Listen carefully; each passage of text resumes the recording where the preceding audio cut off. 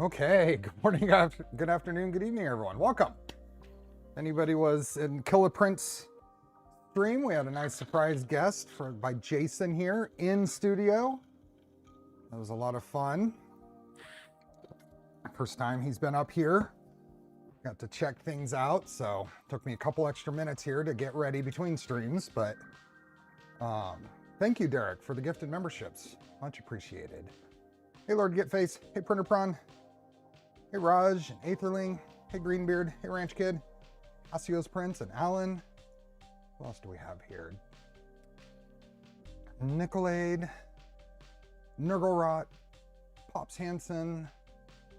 Another Alan and Printcraft. Hey, Howie. All right, folks. Hey, Nick. Hey, Roycon and Justice and Lost.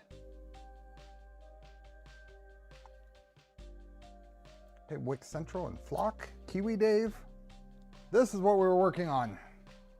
Finished it up. A Rolohan Delta Flyer. Let me power this thing down and get it out of the way. Complete build. Printed a handyman. Gave to Jason. Let me just get this thing shut down.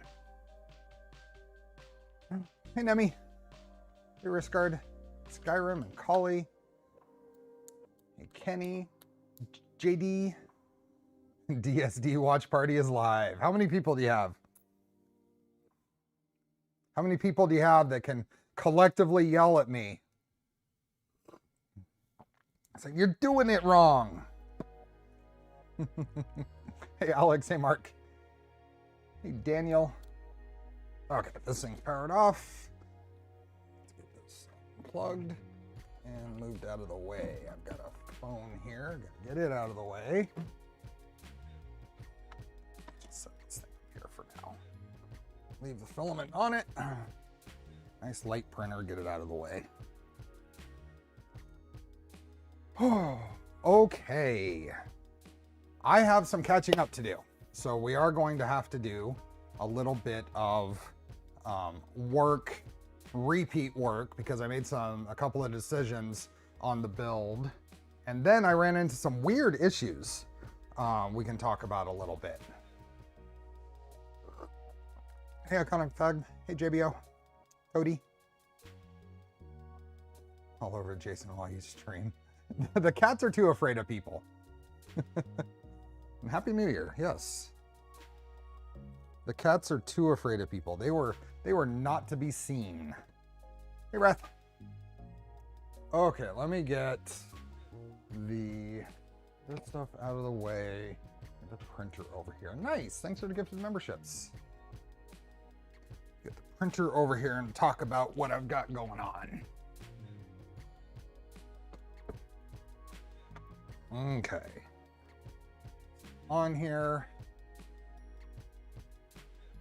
Okay, so previous setup here I had started install with the long docks. This is not a great view of it all. Zoom out a little bit. There we go. So long docks and short docks.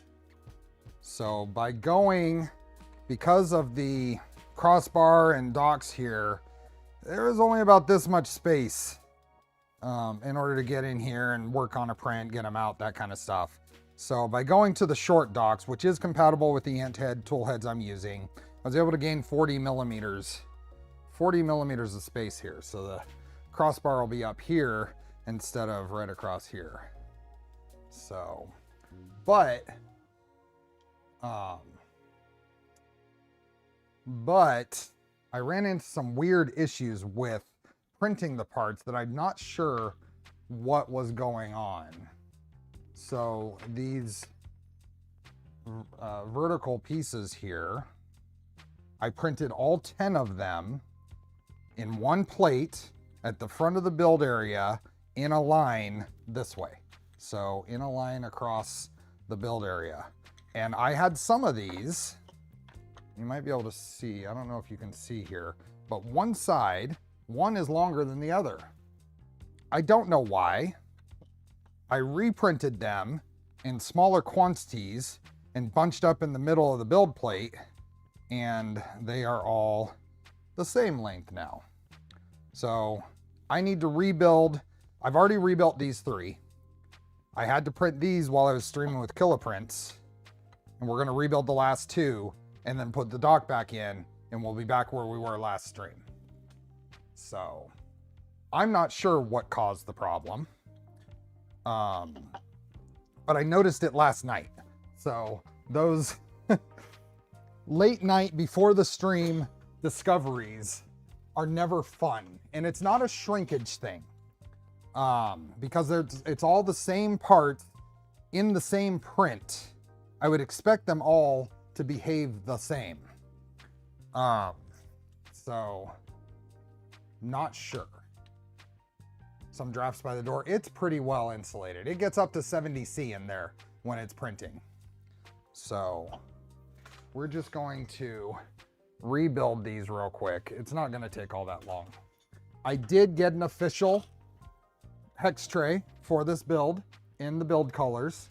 Look how bright that is. We're printing. Nick, thanks for the gifted memberships. Sound is low at first, but gets louder after I refresh the page. That's weird. I've turned all the settings way up even further, so. Cody, thank you. To all you wonderful people and your families, Happy New Year. Be healthy and strong. Thank you very much. Okay. Let me get these done. So, some heat sets. I just need to put heat sets in these 4 pieces. So this won't take that long. Quick heat sets, quick touch up, and we'll get those assembled and get the docks on. So.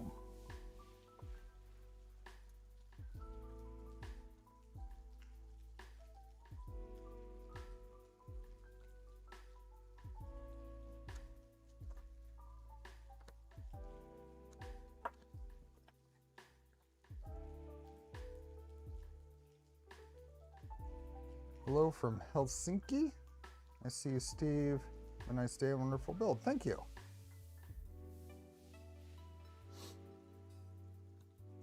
I hope everybody had a good holiday, regardless of what or how or celebrated. It's a good time of year to have a little bit of time off, hopefully. We will have one more stream before the end of the year. We'll be streaming New Year's Eve. I'll probably, if things work out, I'll probably start it quite a bit earlier than I would normally on a Wednesday. So keep an eye out for the time. Could be as early as about 2:30 my time. So about an hour and a half earlier than a typical Wednesday.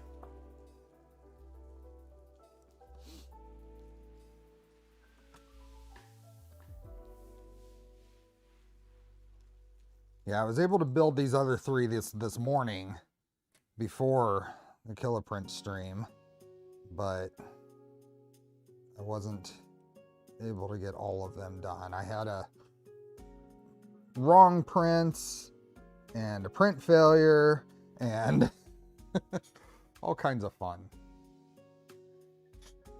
Hey Laura, welcome. Say hi to Sean for me.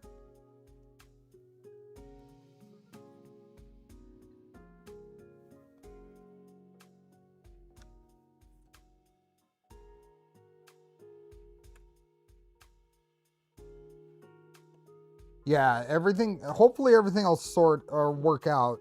I am supposed to pick up my MacBook from the store either Tuesday or Wednesday, depending on when it's ready. So hopefully that'll all work out fine. Okay, so that's done. Those are done. So now I just have to take one at a time. So what is interesting here is, I'll show you.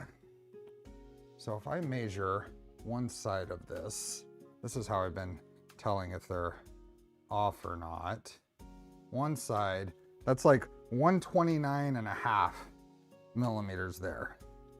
Measure the other side.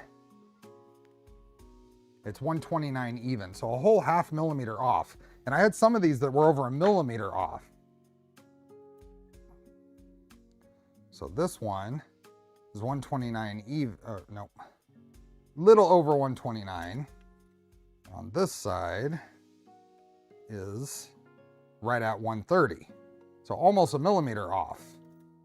So that is making this top piece angled this way. So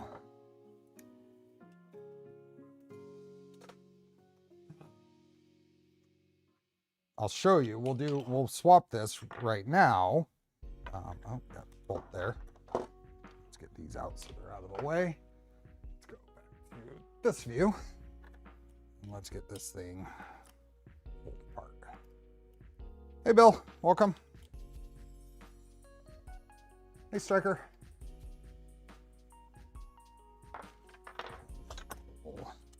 I did put the magnetic pieces for the ant head. This is a mod. The mods I'm using on this build are listed in the description. These are all mods recommended by the StealthChanger team. Hey, James. Hey, Rod. So get all these out of here. Leave that right there. We need those two. Make sure we don't get these mixed up.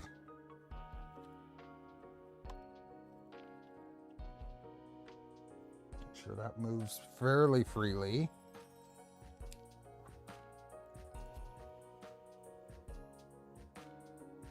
Hey, James.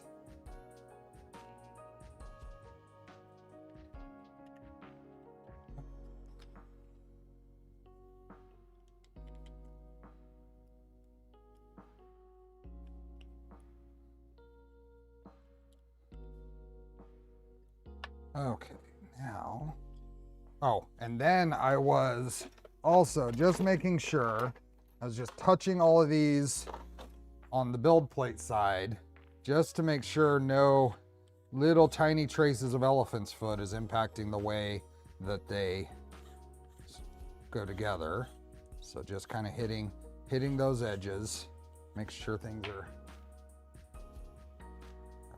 good.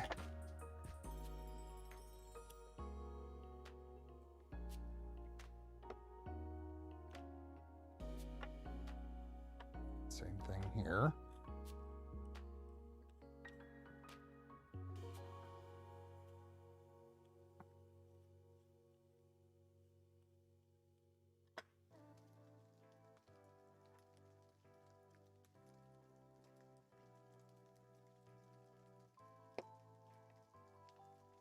Have you played around with the Ratrig IDEX system? I have not. I had wanted to build a Ratrig at some point, but the opportunity has not come up yet. Get those out of the way. Put these guys onto here.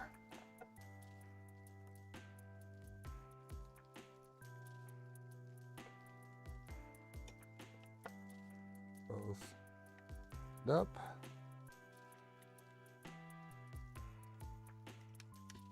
Then for the final tightening, I was holding these this way, making sure things are not twisted. Tighten that, tighten that, tighten that, and that. Now, measure, we get, and hopefully this is, the other ones have been coming out really good, about 129.5 and 129.5. So this new batch of parts has been much better.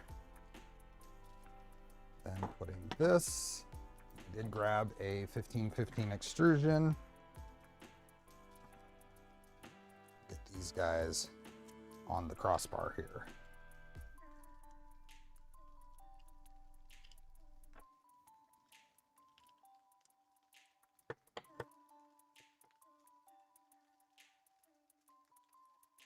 Let me grab my other driver.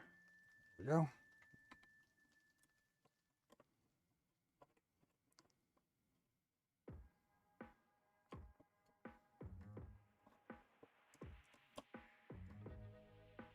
Hey, Timor. Hey, Fegley. Make all those bins red front and then just one yellow.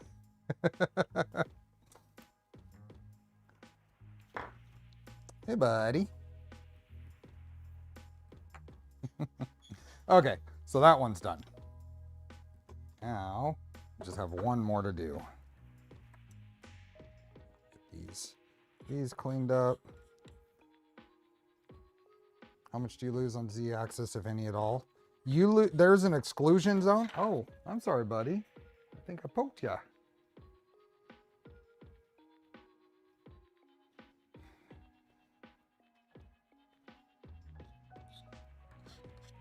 Just startled him.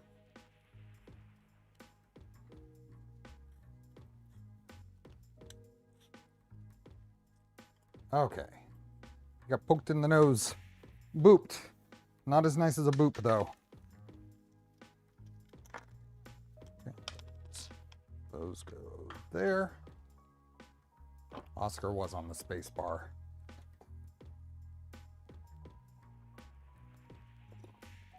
Hey, Surf.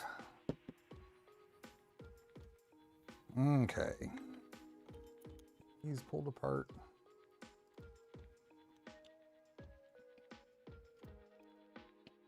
That goes there.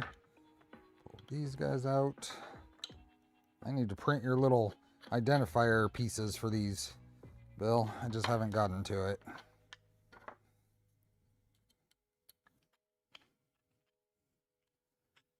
Hey, Cobra. Want a StealthChanger build as well? Nice. Okay, so now this guy in there. Make sure that moves fairly freely.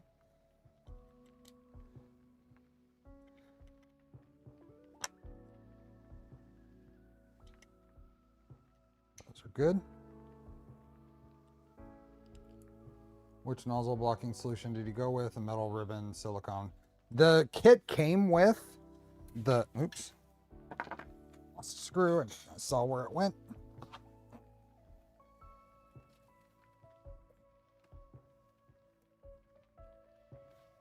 Oh boy. Ah, tight quarters there. The kit came with a little spring steel with a silicone molded onto the end of it. This comes in the LDO kit. Hey, Liz. Okay, that. These guys can go here.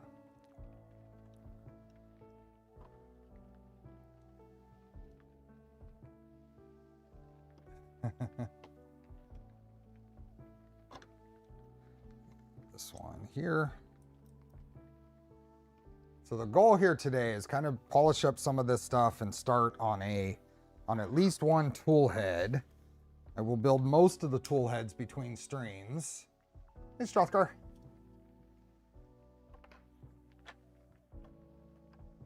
Hey, John.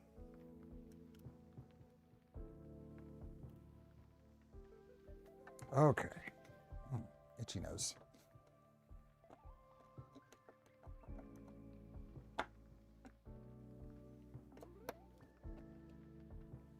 We're printing today? That's hilarious. That is hilarious.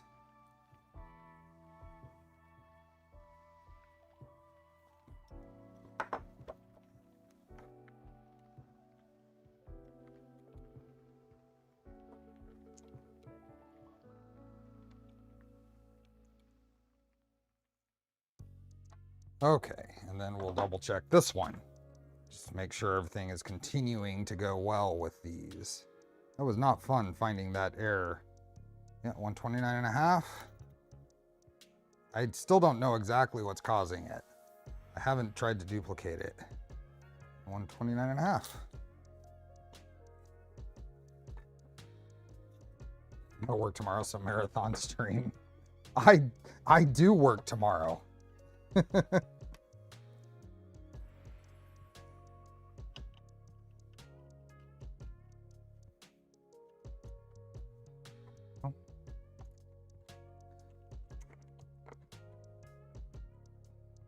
It's a nice short 3-day work week for me next week, but 2 of those in a row is nice.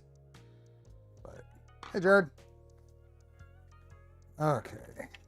So what I did here is I centered the middle tool dock, and then I've been doing 15mm spacers to either side.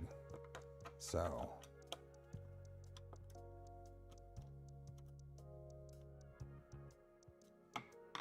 Joe, I'm not sure what actual numbers I'll be aiming for. Some of the StealthChanger folks in chat can probably give a better answer to that. Okay. Now, I think I can get this thing back up in here. Everything is on. The blob is off. Oh, yeah.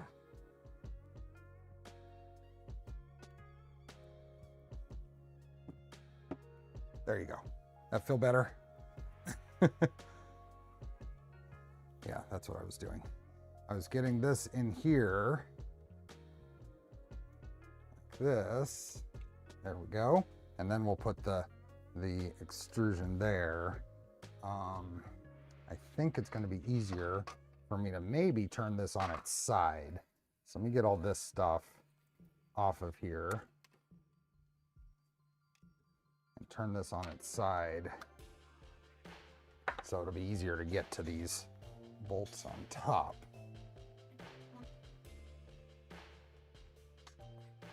There we go. Oh yeah.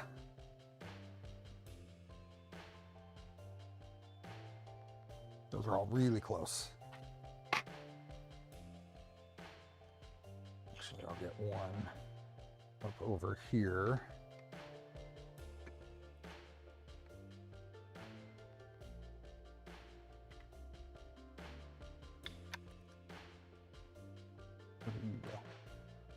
There you are.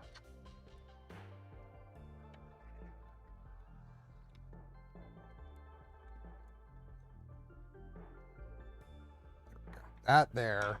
Now I can take the, so in order to go to the short docks, I had to print new, the middle piece and then the corner pieces. The top and the bottom corners and bottom are all still the same. So this will right on there, just like that. Just kind of slots in just fine. Cobra, thanks for becoming a member. And welcome, Magoon. Hey, Turtle.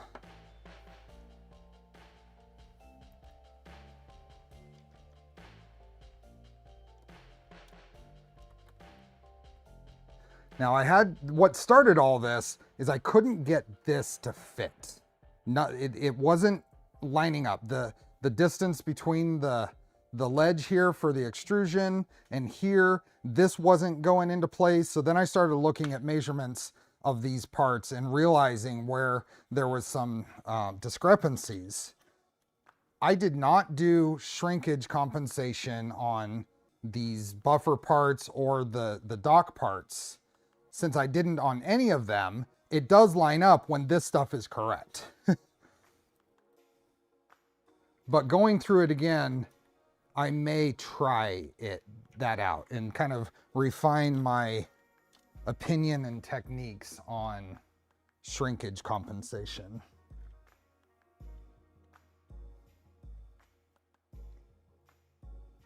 The opening is so much bigger. That 40 millimeters makes a big difference.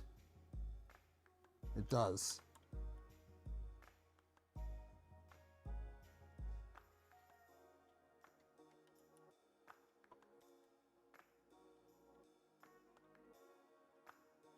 Everything's lined up. You get a bolt going in the side here. Make sure this is all flush. Awesome. That went together pretty well. You talk a bit about the trade-offs between StealthChanger and Index. A little bit. So on a active tool changer, I guess you could call this an active tool changer, in that each tool is controlled. You can play with temperatures while it's docked. You have more control over different types of tools, but it's more complex and more expensive. Whereas, oh, I should have done the rest of the top docks. The Index setup is a very inexpensive tools, but you're very limited in your control of them. It partially makes up for that in the low mass and extremely reactive temperature settings.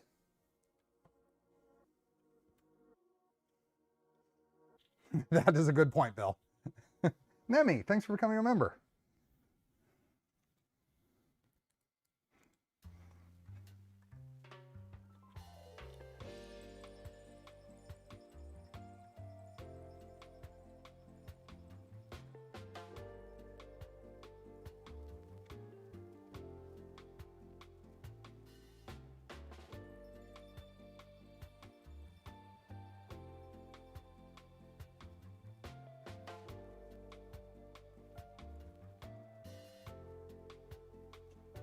Ball end drivers, a requirement for this build.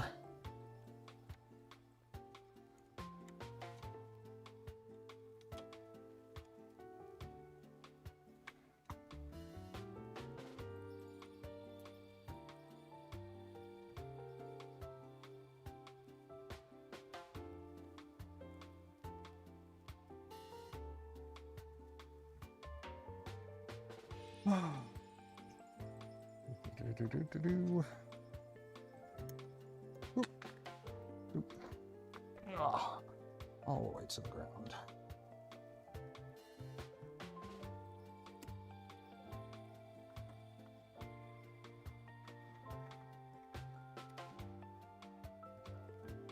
I'm curious, sure, you have a lot more flexibility with a system like this and how you do your umbilicals and what electronics you use. I mean, a whole key point of this build is flexibility. But if you actually looked at ratings, if you looked at temperature ratings for toolhead boards, what are they? Okay, now I wanted to go through here and with it upright. Oops, that's not what I wanted to grab. There we go. I want to measure the top here, make sure it's vertical, perfectly vertical.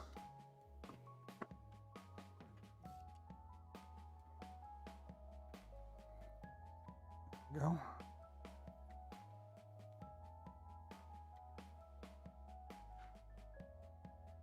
Yes. Just a hair.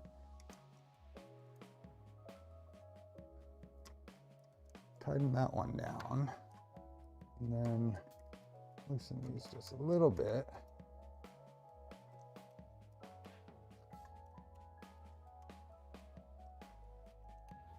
And use my same spacer up here, since I use that spacer down here, to just make sure these are all the same way.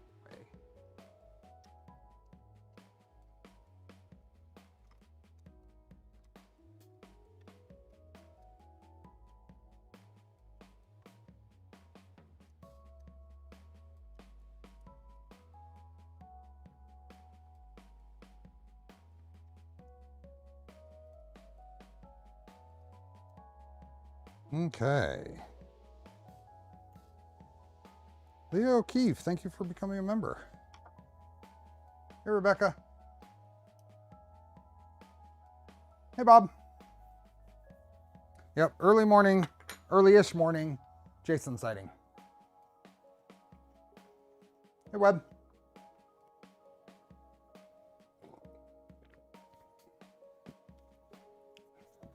Okay, now we're back to where we were last stream. How much Z height do you lose in the build area with one of these? So you are going to lose a notch. I don't know exactly where it is, but it's a notch here to here. Down here, you have full build area. Out of the volume, you lose a notch that's shaped like this. You can go full height here in the back, but up here, I don't know exactly what numbers those are, but we'll figure it out.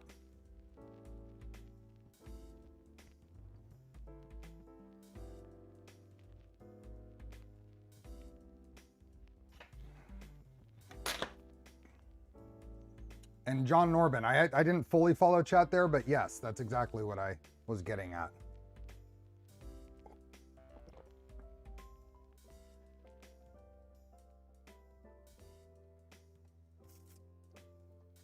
Cool. Okay, I have, look at this. Look at this. This is all my challenges with these pieces.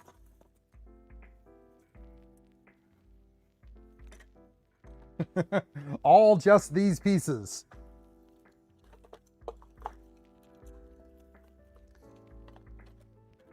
Oh, I got more coming. All just those pieces.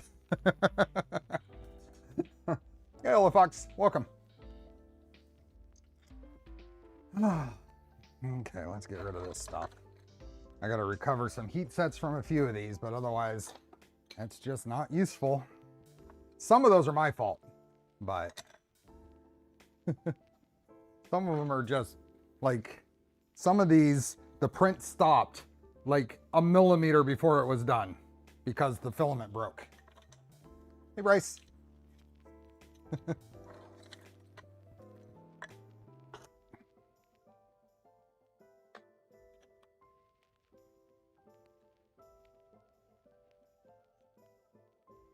Oh, all kinds of parts that aren't going to get used, unfortunately.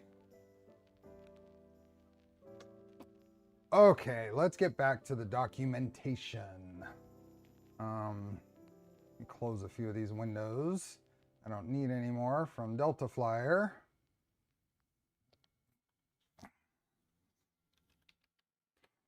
Go to the pieces here, piece here, here. Oh.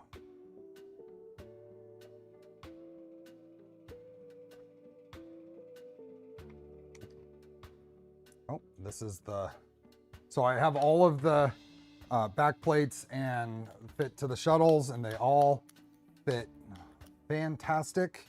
I had several that would stick at like the last half a millimeter of travel, and most of them was fixed by rotating the bottom pin. I'd just grab it with my smooth pliers and just rotate it a quarter turn, and then try it again, and rotate it again if it didn't turn it smooth. And now all of them are great.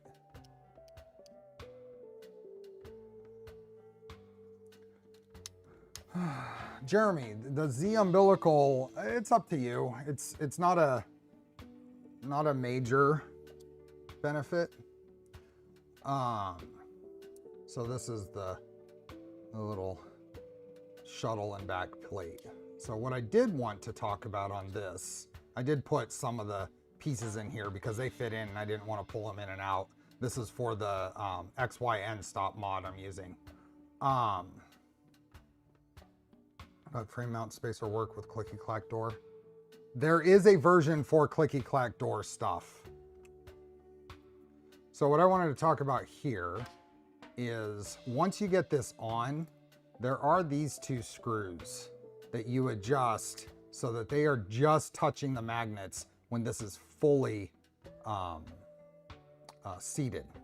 So you can tell if those are correct, as you will still feel, before you adjust those, you could feel a little bit of side to side play. If you like squeeze one side and then squeeze the other, you'll feel a tiny little bit of rocking there. With those adjusted evenly to where they touch at the same time, that's completely gone. And then it is fully seated. It is nice and smooth motion. And I've got that on all of the back plates. And I have all of them printed. Now this is a critical part, as I found out, to use scaling. For this particular filament, this ended up being at 100.6%.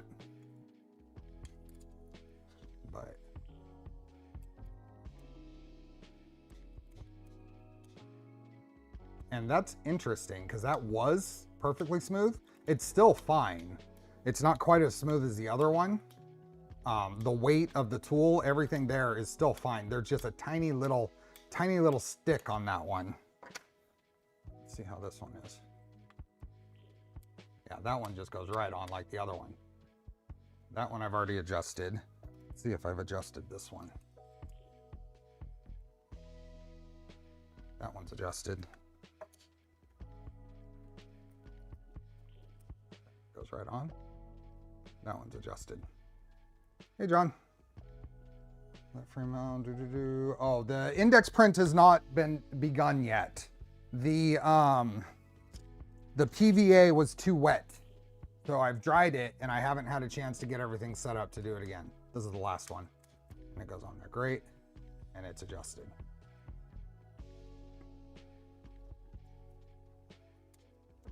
I know that there's a tiny bit of stick on that other one, but it still drops right on.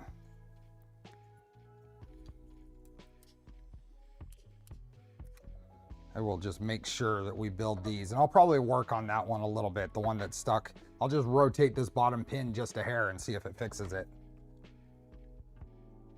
Hey, Milliard. Okay, so this is all, these are all done. I'm gonna use this one as today's build piece.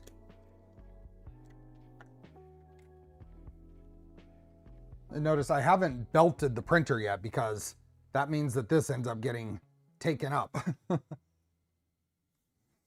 So we have that. Let's go back to our documentation. Where were we? Build guides. So backplates is what that was that I was just talking about. So this is the backplate.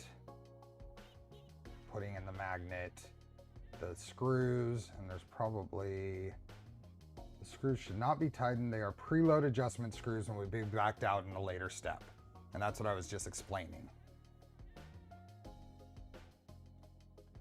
This is installing all this. Mesh the backplate and shuttle together.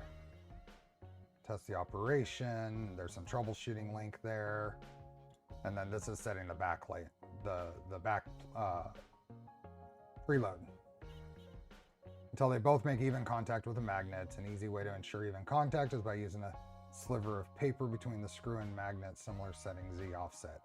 I did the little, you can do it by feel. Hey, Killer Prince. I just hear collecting emails. Okay.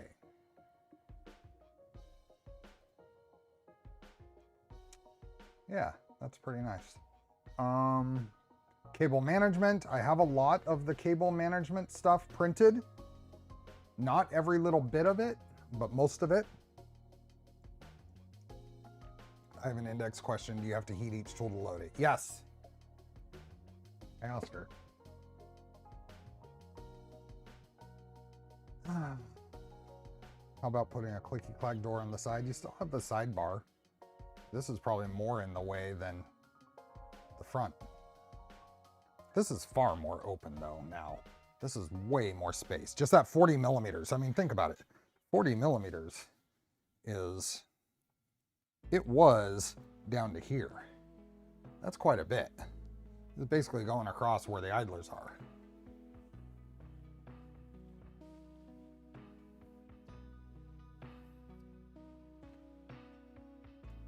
So, okay. How much of this am I ready to install? I think we'll get a tool head done first. Once we have a tool head and we can actually run it into something, we'll do the cable management stuff. So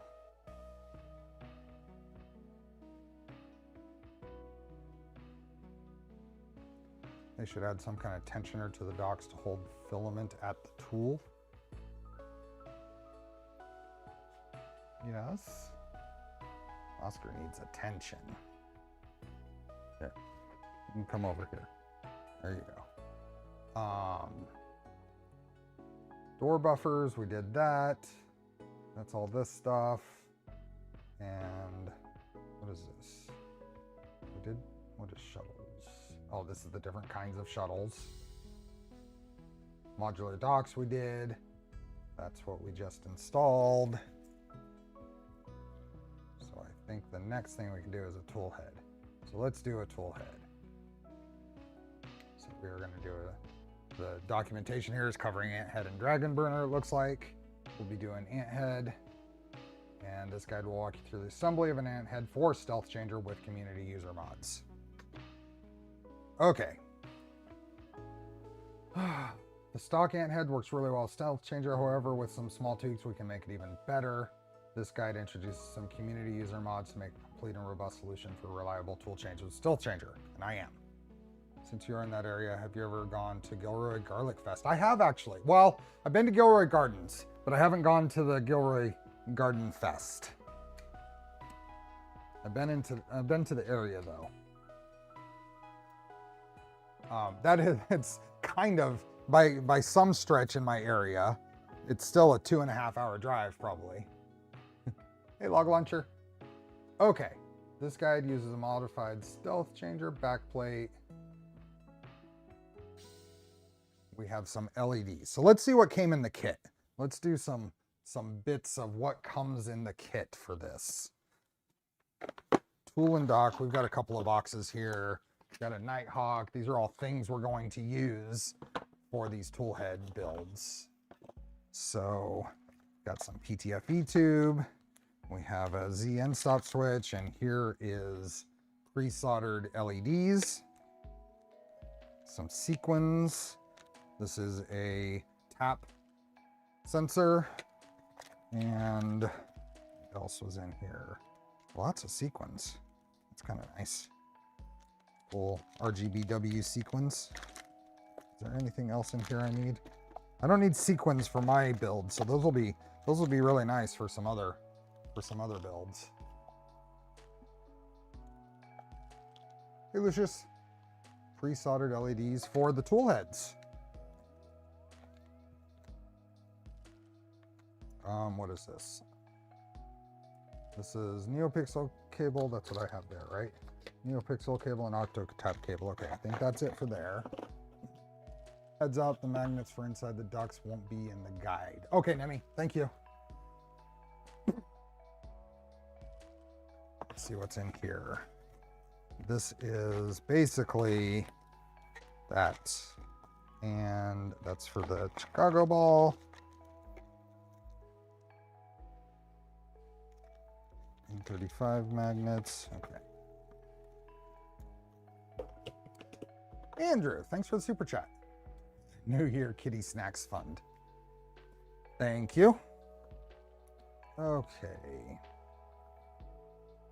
So we have these, this, a Nighthawk 36. Souring my own tool head and dock rather than the kit, since most of the stuff in there I can't use. Oh, sourcing your own? Yeah. I am using Traxman's modified ant heads that just have a number, tool head number on them. I was test fitting the grill in this one. That's tool 1. That is not the first tool. I printed the little belt guides. when we're gonna need those yet, but those can go up here. And then there's some TPU. Instead of using this thing, which I really don't like, there's a TPU alternative for this setup. Okay, backplate, that toolhead piece, and let's get the tool. Let's start with tool 0. So let's get the 0 stuff. There's tool 0, and these pieces, and a bunch of N3 roll-ins in here. Need one of those. That goes there. And then I need just the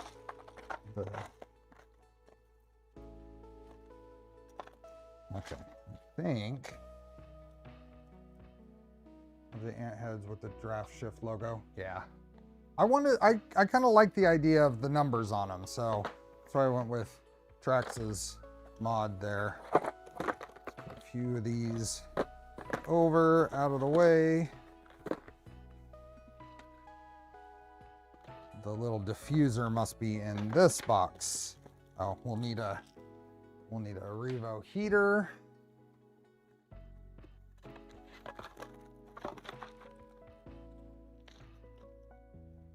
Revo heatsink and a Revo nozzle. Hey David, welcome.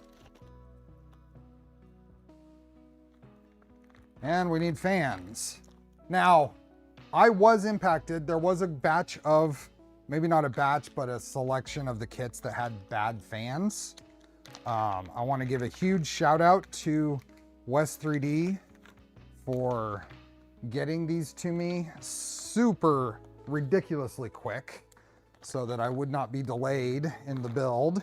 So big shout out to LDO and West 3D for making sure that I had these for today. Hot end fan. My weekend's going good. I'm gonna make progress on this today.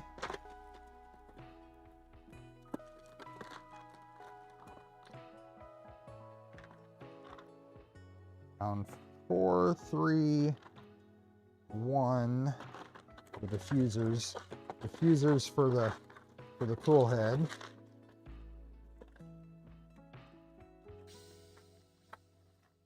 I gotta find 0.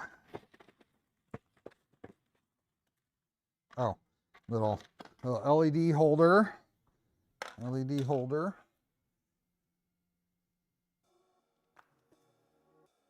What happened to Jason? Jason is out with his family. Jason's visiting up here.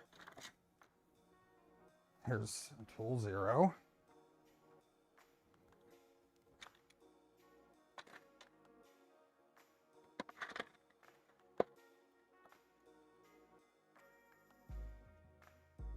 Fan ducts and main body. Oh, that one has heat sets. I had oh, there we go. Redid heat sets on one of these. There's, oh, yep. Okay, I grabbed one of those with heat sets. Where's the other one? There it is. Other one, so I don't have to do heat sets on stream. All the little bits and pieces. And there is the 0 diffuser. Okay, is that all of it? Most of it. His son, yeah, Jason's son got his driver's license.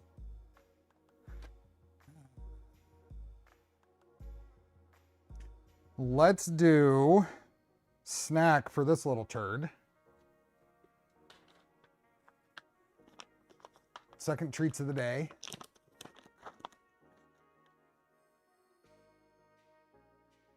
You want it? Do you really want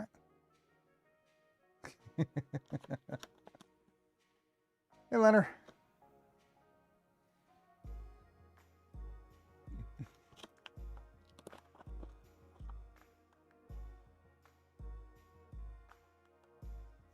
Good kitty. The test is far too easy. I say bring back the manual transmission requirement. I don't know if it ever was a requirement, but isn't it a requirement in some parts of the EU?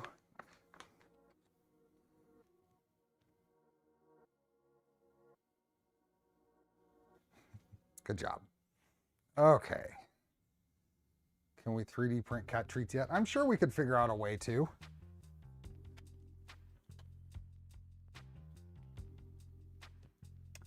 Okay, so hopefully these NeoPixel cables work fine.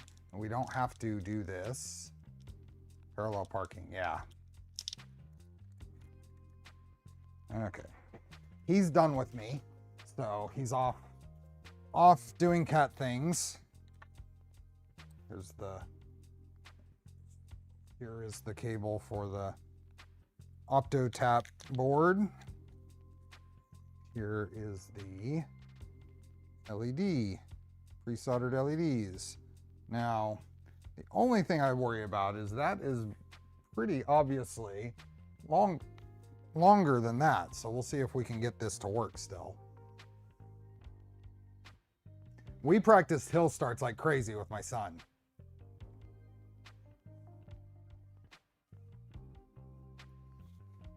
We did lots of hill start practice. Okay, I'm gonna get a good look at these. It looks like we have some hot glue or whatever kind of protecting the wires. Ground signal 5 volts.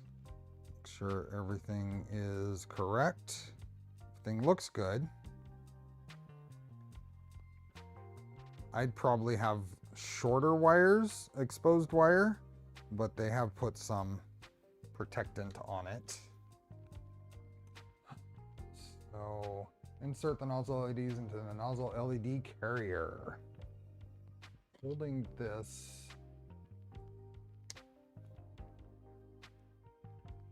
Malfrey, a little more for the New Year Kitty Snack Fun, and thanks for really good streams this year. Thank you. Appreciate that. Hey, RJ.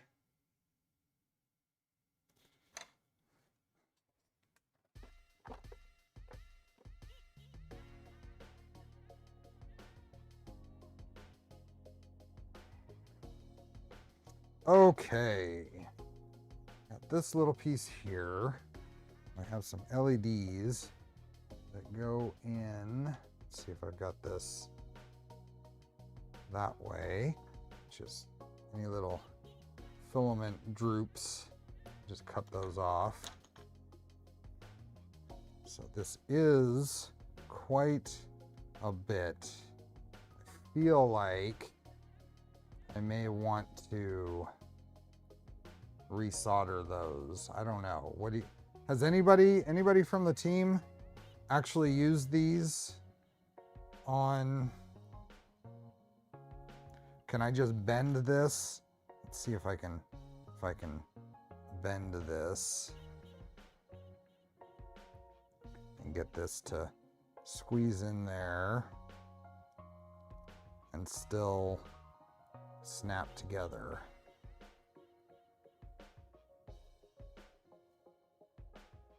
See if I can bend those wires.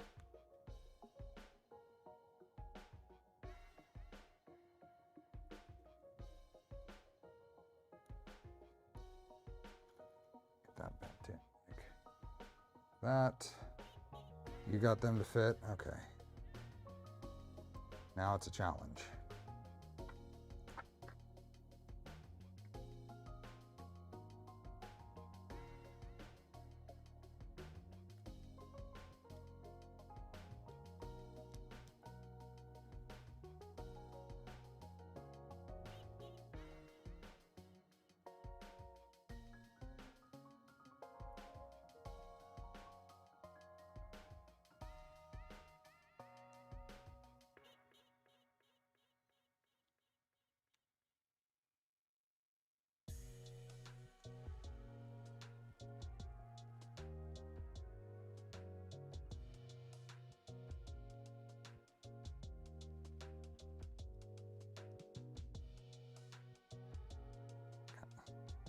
Send those wires out of the way.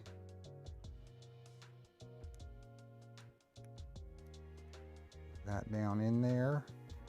These are a little bit of a weird shape on the NeoPixels. LED itself looks a little smaller than the typical ones.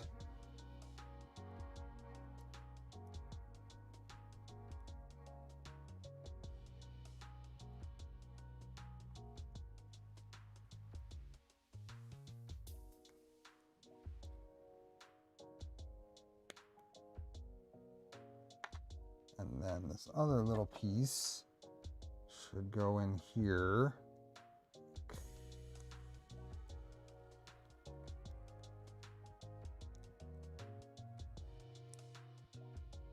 That go in.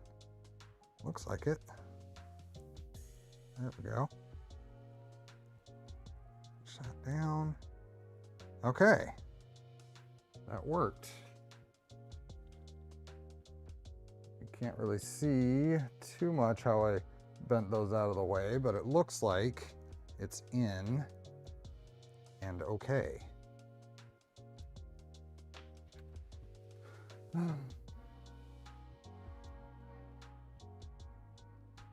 Epoxy the holder in place in the head. Okay, well, that is on. Little retainers there, so let's see what's next. That in there. Put the nozzle restraint.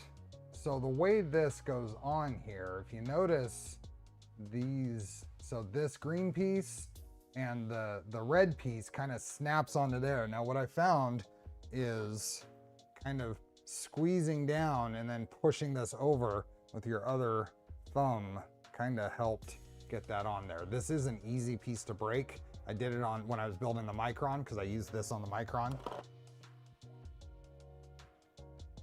So, okay. Slide the LED carrier over the logo LED. So if we look at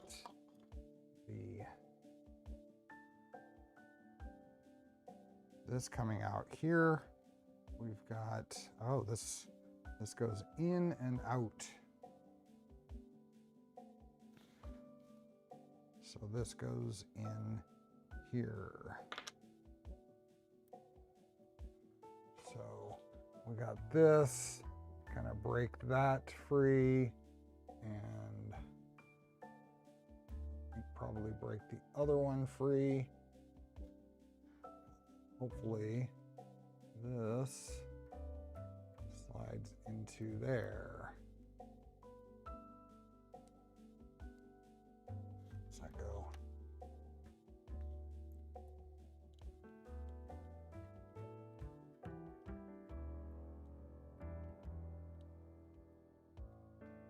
Go. Just had to finesse that over that.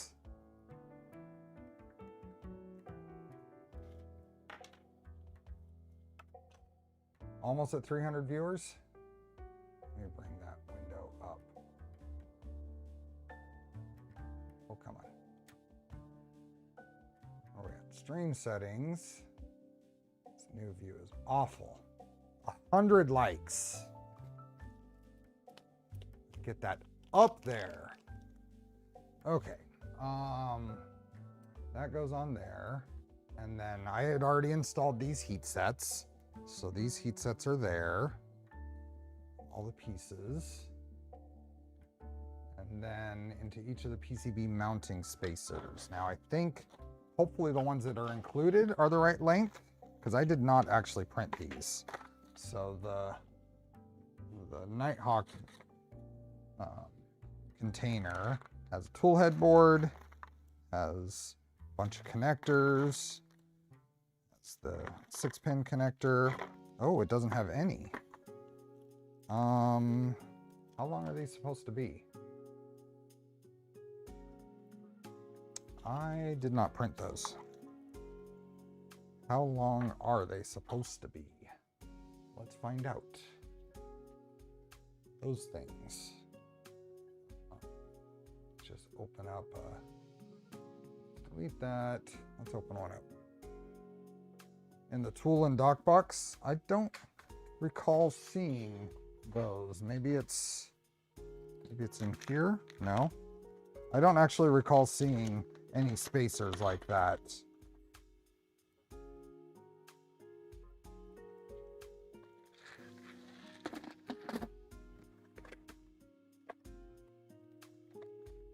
Could be mistaken, but I don't think so. Oh shoot. I just lost one of the, yeah. I just lost tool 4, diffuser. It's underneath,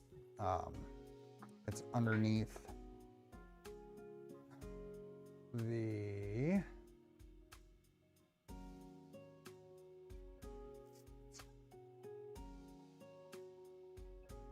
they're in the kit. Where were they in the kit? Because I don't recall seeing them. I don't recall seeing them. It's underneath the Phoenix. Did I have them in another? Open up a different board? No. Oh, there's some. There's some. Are they the right length? These are 16 millimeters. So I found some. Why didn't I see any in this box?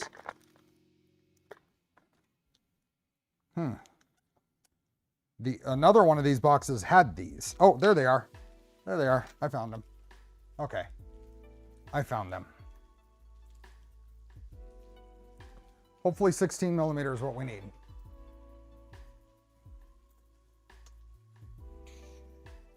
I was going to measure the printed part in CAD, but okay. Printed yours 16.4. Okay, cool. Install 2 heat sets into the PCB mount. Now I had not done this, so let me get these. Looks like 3 heat sets actually. What's the top one? Is this a heat set? It looks like it should be a heat set. Is it needed?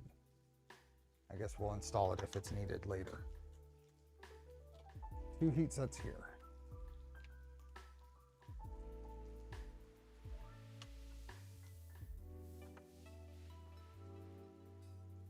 That's so true, John.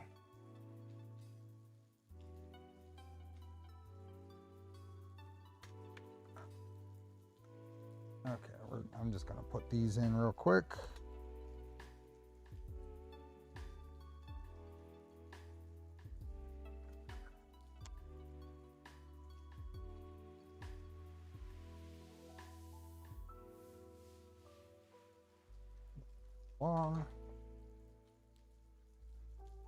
Okay, heat sets into the PCB mount. Those are already installed. I did those. Those are into the fan ducts.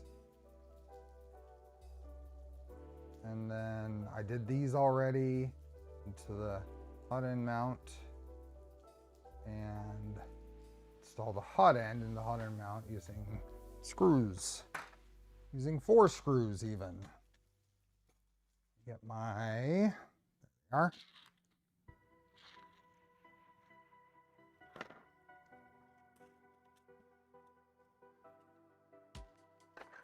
Okay.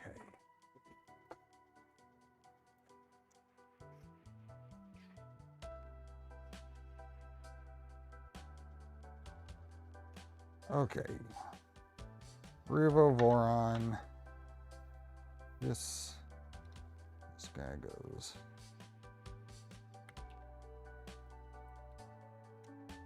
These are always, I found this on the Micron too. It's too tight. Where's my, does it go? Let's do a little bit. I think these are intentionally tight, but let's just clean up some of this droopy surfaces.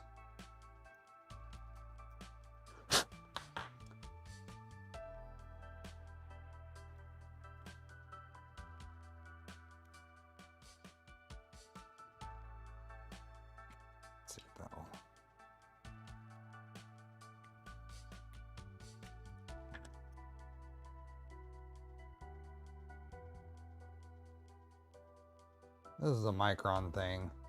For some reason, this is tighter than it needs to be. I ran into this on the micron build as well. Okay, let's see if we can pull those in. Nope, not those. Socket head.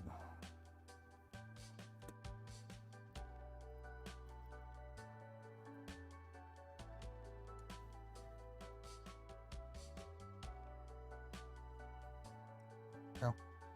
I'll do at least opposite sides, just so I can pull it in evenly.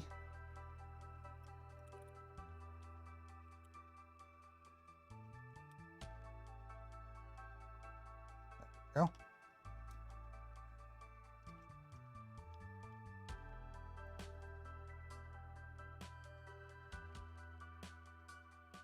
Mixing tool heads is very hard. Yeah. That ends up being a tuning nightmare too.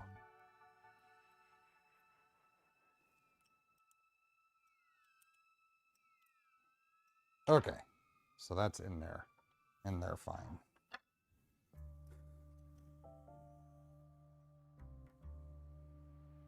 Next, attach the 25mm axial fan to the hotend mount and ensure the cable is on the bottom right.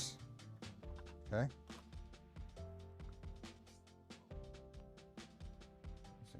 M3 by 14. So we got this little guy. This is going to go here and cable to the bottom right. 3 by 14s.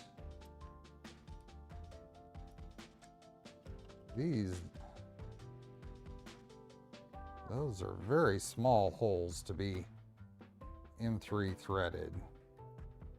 We'll see how that works out. Yeah, those are very small to do that.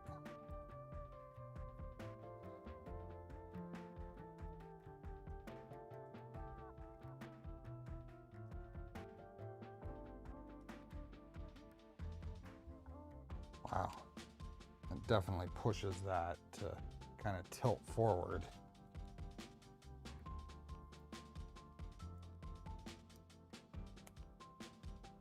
Hey, Dom.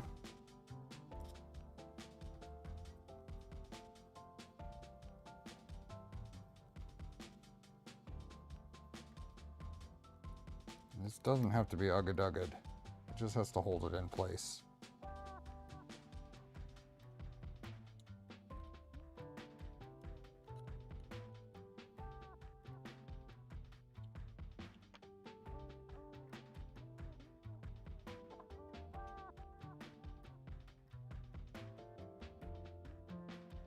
Attach a hotend mount to the StealthChanger backplate. So this and this. Ah, I see how that goes. That's why that's there. So, using two M3 by 28. Is it seriously? Are there 28mm socket heads in here?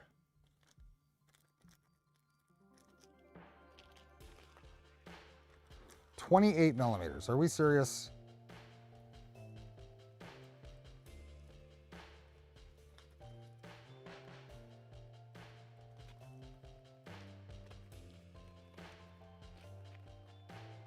Hey, Lenzo Frey. I'm doing well, except for realizing there's 28mm screws. What in the world?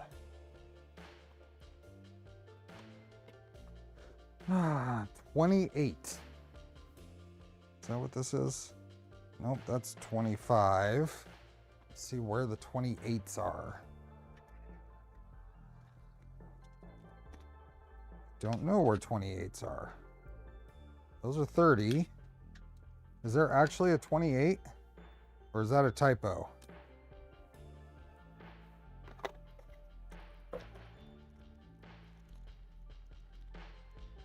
What are these? 3 by 25. I don't see a 28 anywhere. Is that a typo? Or am I just not finding it yet? 30s.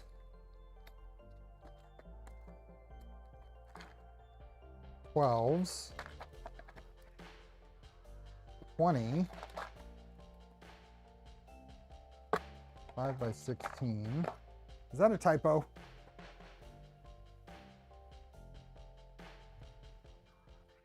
Typo, clearly they're 280 millimeters. Well, if it's not a typo, where are they? I don't see 28s anywhere in the kit. That's a very, very strange size.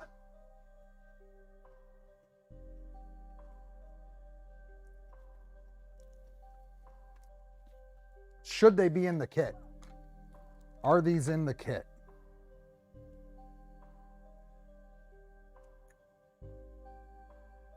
They're not in the standard, whatever, the DIN or ISO or whatever standard.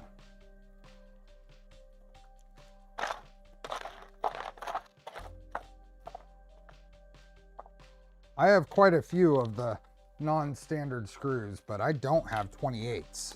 And I still have a couple of places to look.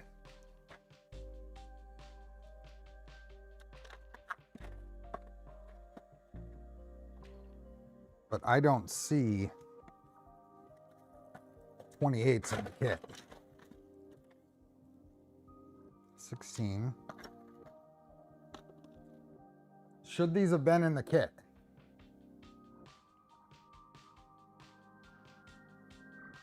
There should be 28 in the kit.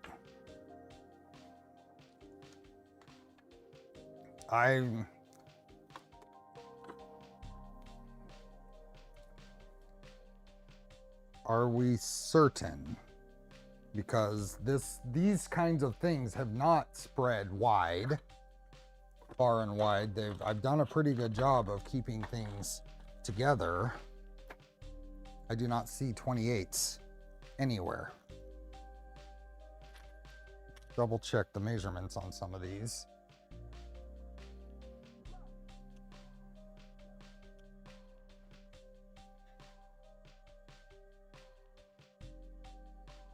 Those are 30s.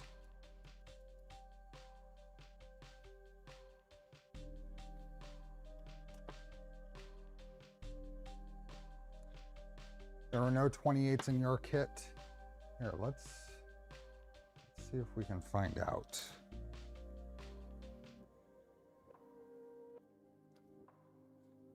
StealthChanger, base kit bomb. 25, 6. That's just base kit. Tool and duct kit bomb.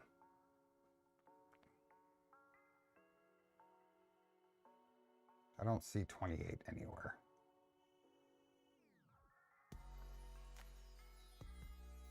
So that's a note. That's something to note, and that's why I'm dwelling on this a little bit, is let's note that either it needs to start coming with the kits, or we need to figure out a workaround. It's not listed in the BOM, so this is a problem then. This is a problem. 30 or too long, it would need the tool to be modified at the hot end mount.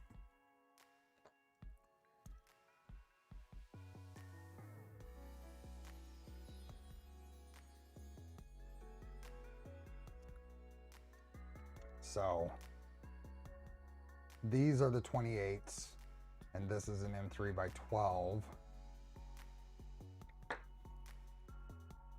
button head.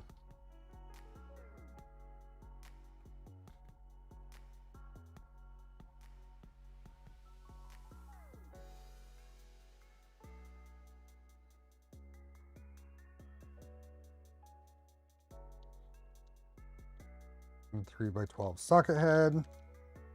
Says button head. Is it supposed to be socket head? Says button head. Should it be socket head?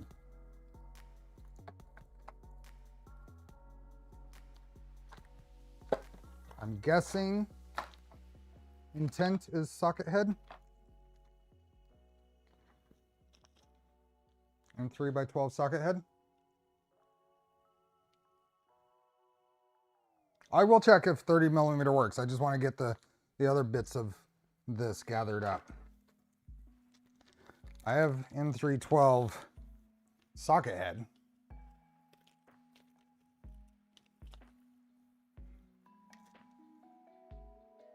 We will use an M312 socket head. It just has to fit in here. So socket head goes in here, and then this, well, goes through here. Then this goes here, and then this goes here. Now, that is that correct? That means that that has to go on. Oh, that doesn't matter. Okay. And then M330s are going to be too long, is what I'm hearing.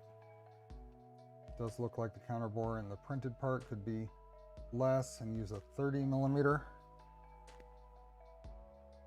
Yeah, the goal for the team is to use the ant head without modification. So the whole reason for the 28mm instead of 25 is this is a new part for this setup, and this, it looks to be about 3 or 4mm.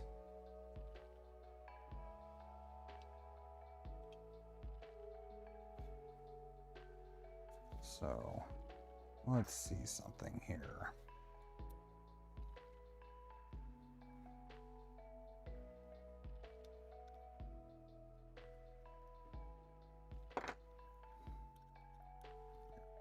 Instead of just driving it in, let's get this into here.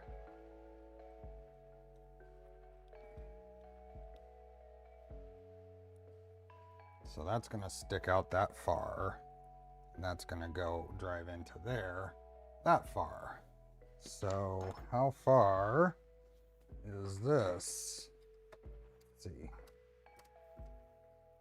This has a depth of, it looks like just, we can look at one of these.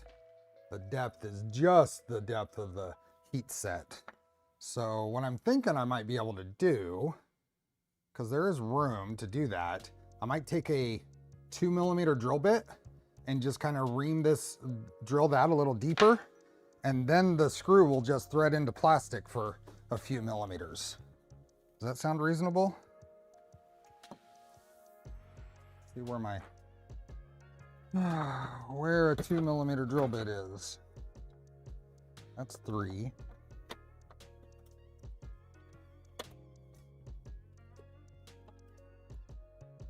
That's probably 3. What do we think about that? I just need something that's not going to scar up the threads in those inserts. So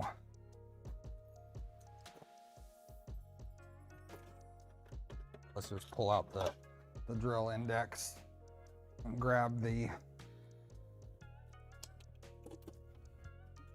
drill index and pin vise. Washer behind the head would probably work best. There's no room here for a washer. There's no room in here for a washer.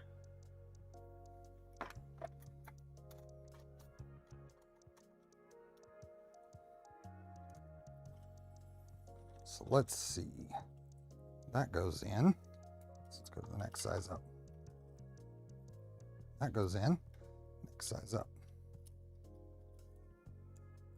That goes in. That's getting pretty close. One more. That one does. I'm going to use this one. So all I'm going to do is, it's tight. There we go.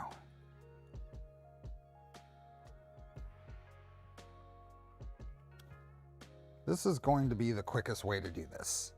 Is a real quick, just get in here,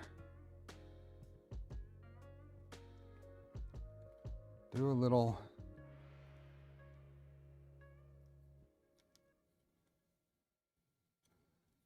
it's gonna push in, it's gonna push into there just a little bit. We're gonna make sure, we're gonna check to make sure that we're gonna do one of these and check to make sure that the shuttle isn't interfered, and we might find out that all this is for naught. I don't like that this seems to thread into there, but that's probably my print settings. Hey Garrett, yeah, Jason took off.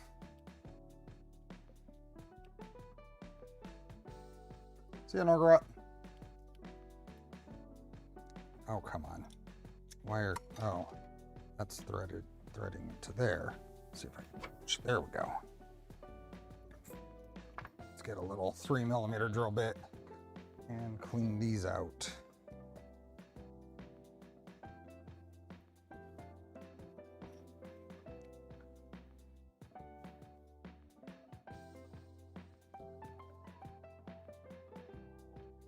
What is this?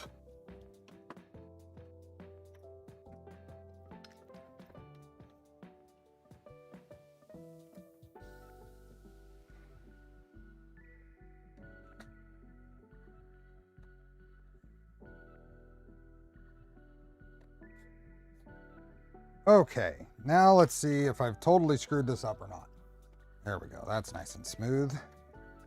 That goes like that. That goes like that. Let's see what happens. Can't preload with hex nuts, then trim off. Oh yeah, you can do all that fun stuff. But I think this is going to be just fine. My little method of drilling out the back of that so it has somewhere to go. Let's see. That is, let's find out. Nope. It does not hit there. It does not hit there, so this is fine. So,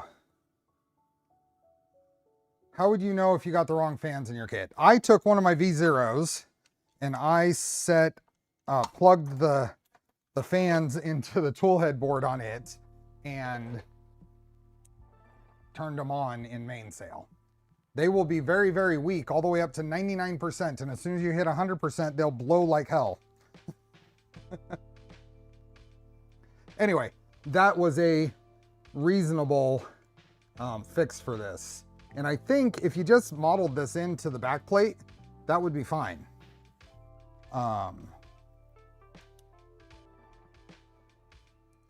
So we're gonna do that on the other one. Just do a little.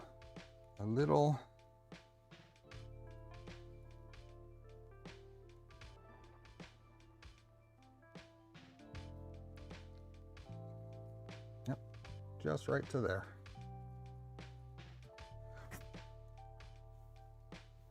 Clean this up, make sure no plastic stays over there. Yeah, just two little openings there. The hot end fan is, I don't know. The hot end fan is tiny writing. 24 volt. They are all 24 volt fans.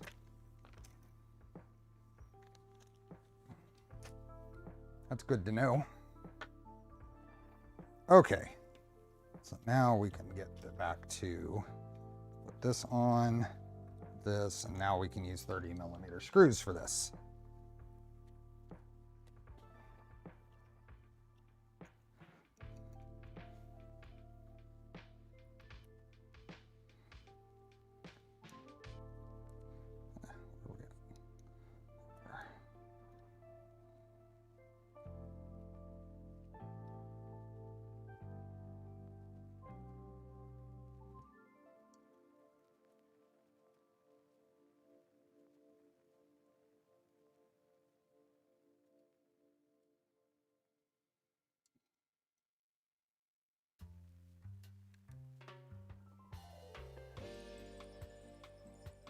Yeah. Doesn't interfere there. Shuttle snaps on just as before. Cool. Screw fell out. It sure did. That screw's supposed to go in there. Fiddly. We'll just do. Can I do this? Nope. I could probably loosen it enough to do that. Maybe.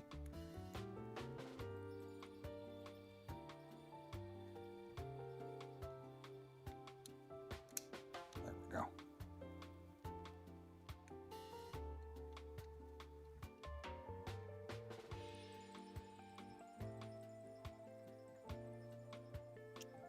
Those Voron branded screwdrivers. These are from LDO.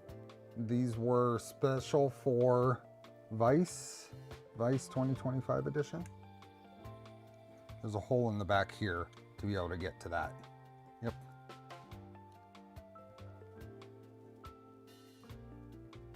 Ah, barely get to it. Now, M3x12 button head is what it says. And a button head would be better for screw access, but I don't see M3x12 button heads in the kit. So the instructions say button head, but that's another fastener that doesn't appear to be in the kit.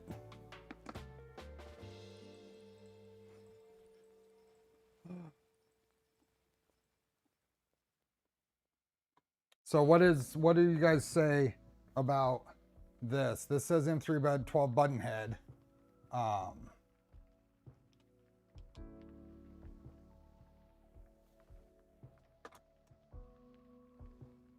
don't see button head. Well, if I'm gonna grab from my stash there, Tony, I'll just grab button heads.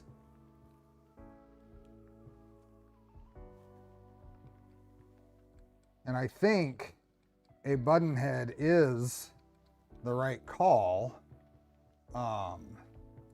because getting to this one with this is a very tight fit to get in there, and I don't even know if I can actually get in there and turn that properly. So maybe I'll take that out and put a M3x12 button head from my stash.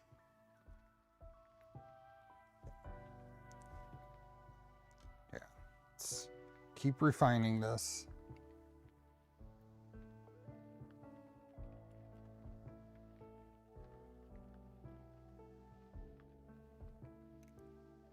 Let's take that off again and put instead of a socket head, let's put a button head. Now this button head does not exist in the kit that I've been able to find.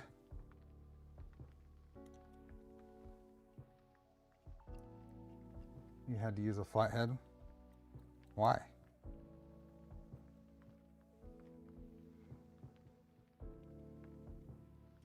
My extruder mount had a tab that fits into that slot. Yep. Now we could. Yep, I can get to that. And this isn't the driver I would use for that. I'd probably use either the ball end that it comes with, or this one's really easy to get in there. Okay, that's that.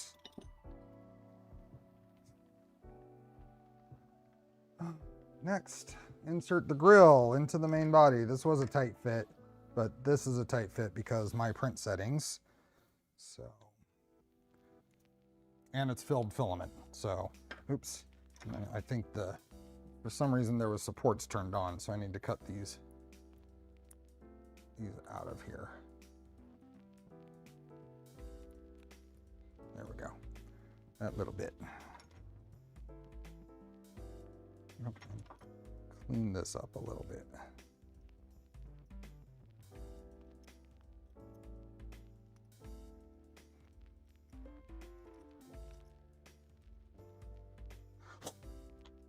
Clean all that up.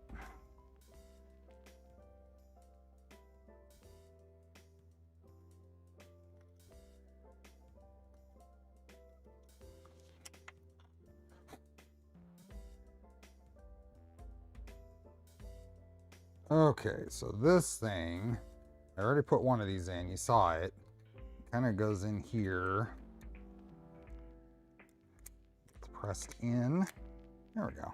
That worked out pretty good. I printed this on the box turtle.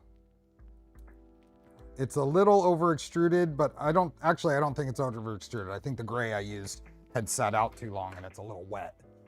But okay. Next. 14 of 30.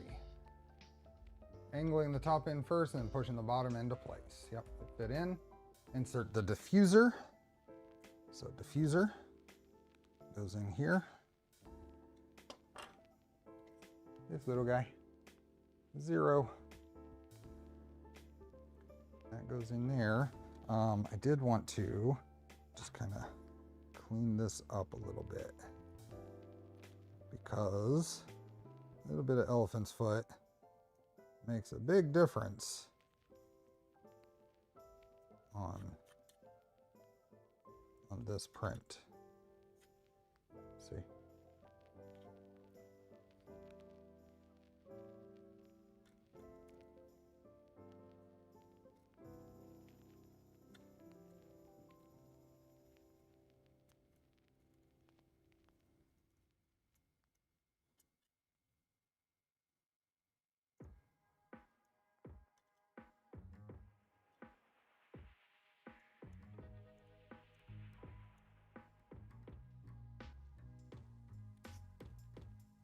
Much cleaner. Hopefully this will just fit in now. A little corner up here.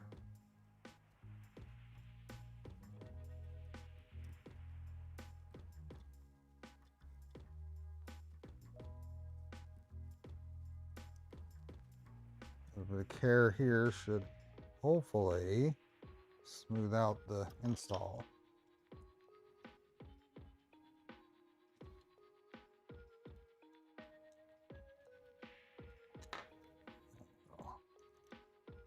Tweezers, hopefully. Oh yeah, there we go. Perfect fit.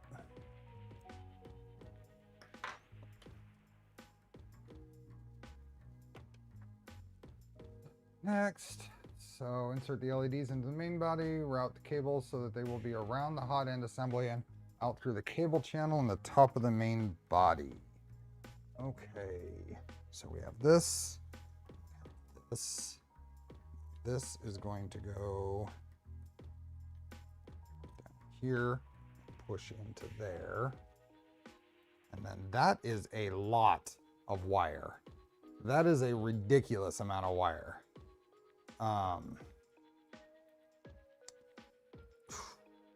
Where in the world is that wire going to sit? Did you use the same thing here, JD? Because that's a little nuts with how much extra wire that is. And that's a little odd that that goes out the bottom. Why didn't this go out the top left? Why didn't this wire go out the top left and line up with the channel here? This did say bottom right, right?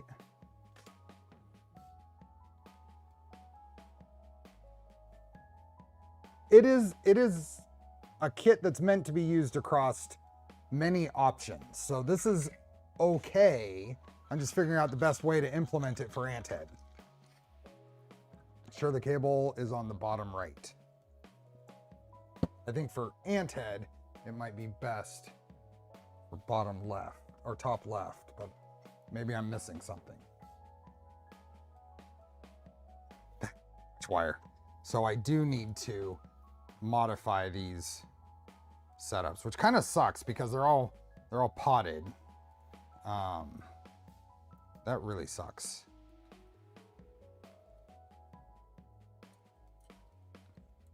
Where would that normally go though? Will that fit on the side of that? Yeah, I suppose so. Let's check something here. If that goes up in there, that all.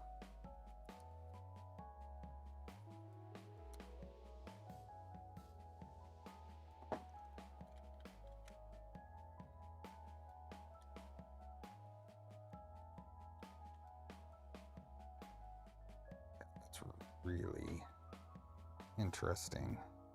That's not very serviceable.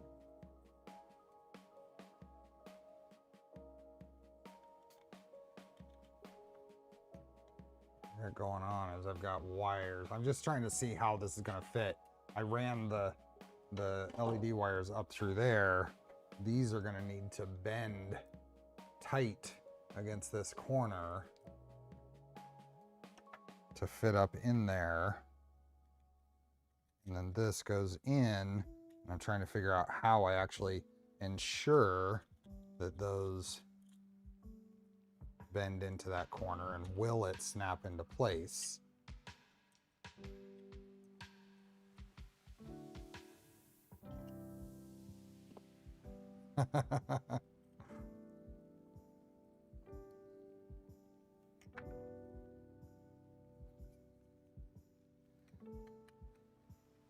This is why we do 4 of these on off camera.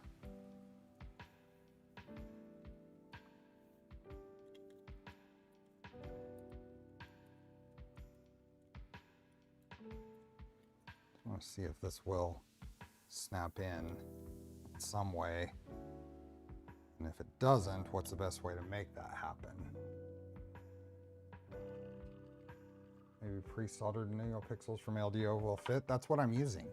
These are the pre-soldered ones. I'm just trying to get an idea of what the best wire routing is going to be. Because there's not a whole lot of option here. These are LDOs. I think that goes up through that side, right?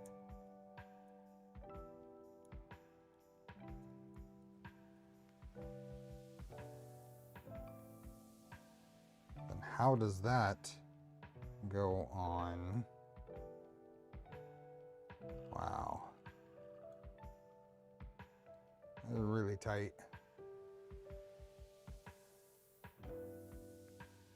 I'm trying to figure out where I want to cut these.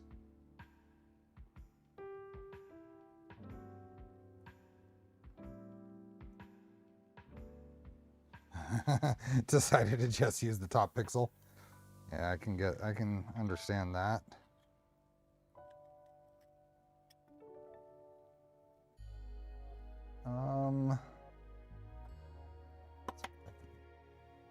Use just one side of my diffusers here.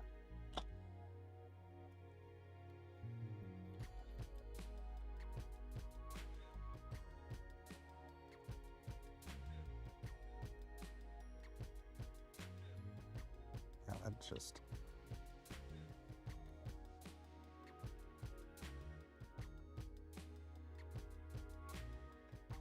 that is going to be very, very interesting. Not very serviceable.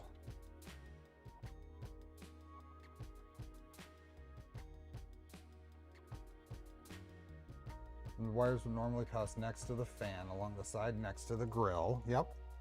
Yep, that's what I'm doing. It's just you have to have the NeoPixel wires in there first, and then how do you do that? That just doesn't add up.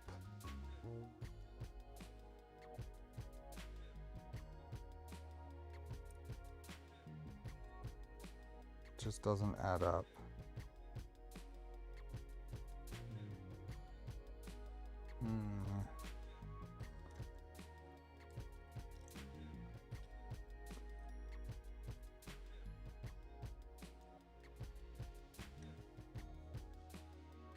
Go there, and I think this can go over here. That's probably a good thing, actually, to have it go down that bottom right. I think that'll be a little more Oh, that goes there. Wow. Oh, does that go there and then up into this channel?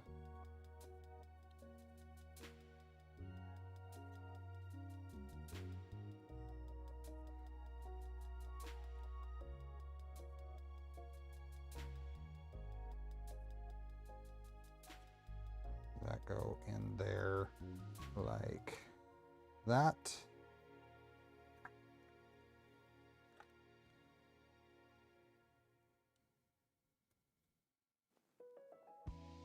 That needs to get cut out of there. There's a little bridge here that gets cut out.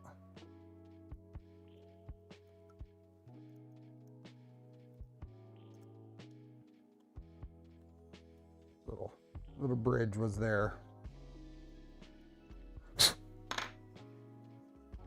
Okay, so flat side there, coming into here. Then that's nice and flat and stuff along there.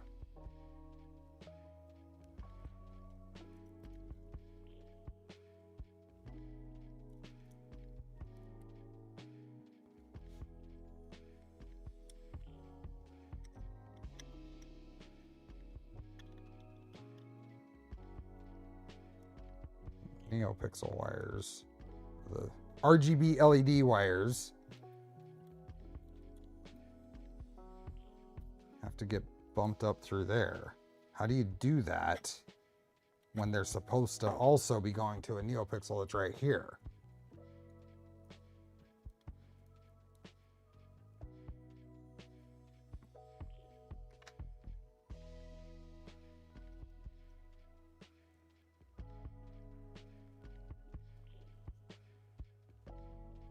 Nowhere for that to go. There's nowhere for that to go other than to the side of the fan. They are too long. I know that. I understand that they are too long. I'm trying to figure out what. That's why I have this thing hanging out here. I'm trying to figure out with the minimum amount of wire in here, how this actually goes in. And then what that length is. Let's see. There was info here.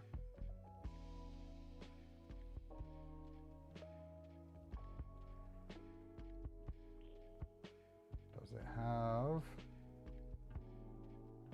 LED solder fixture? I didn't download or print that because I had pre-soldered LEDs, but I probably have one because I did the, let me see if it's down here. Probably have one from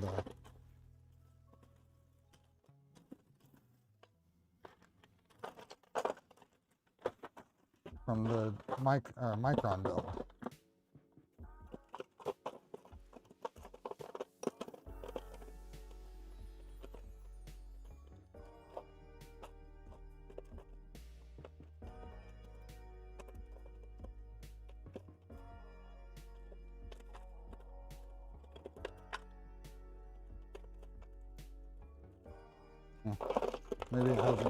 Maybe it hasn't made it into my box of spares yet.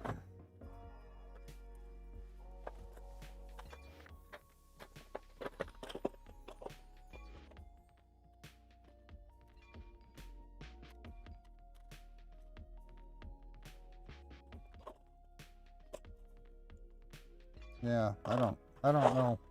I don't know where it is. It's not in my box of spares that I saw. The play price is right with a bunch of wire on stream. Does sound like a pain.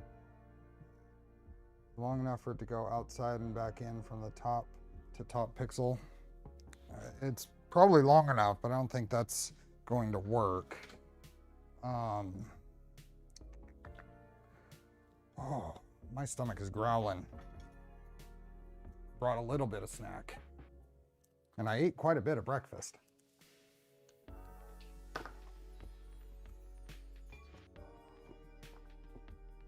LED solder fixture. I printed that. Where is it?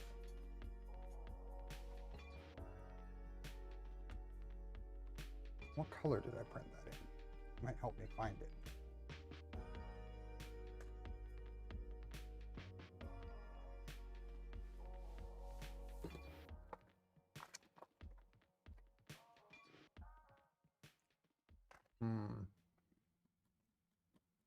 I have no idea where it would be. We can throw another print out there. Won't take very long.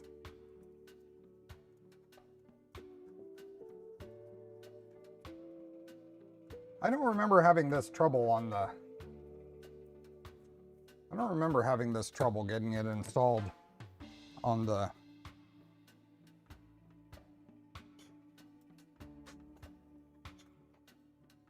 Of the BGs.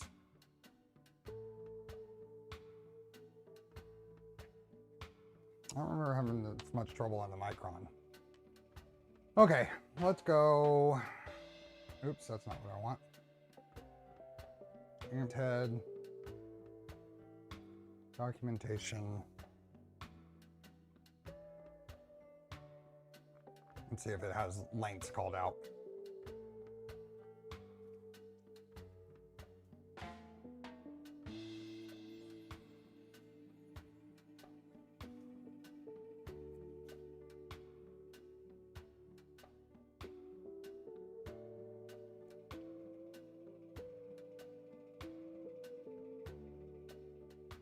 Oh, come on.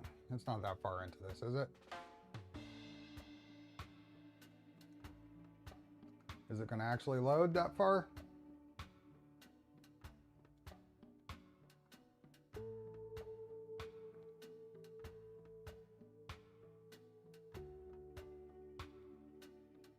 It's on a log.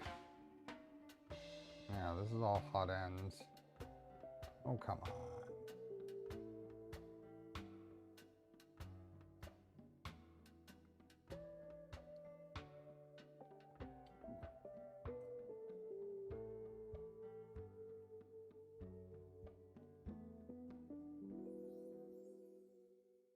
Main assembly. I'm surprised this is still loading. Ah, here we are. RGB.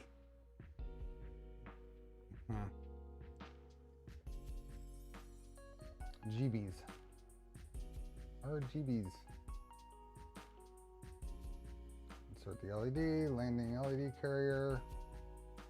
It doesn't actually have lengths. Nope.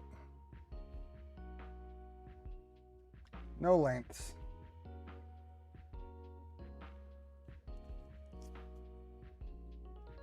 No wire lengths. At least I haven't found it yet.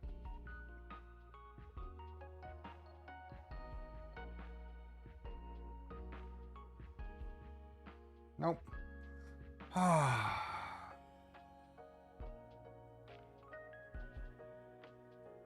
Is there anything down here?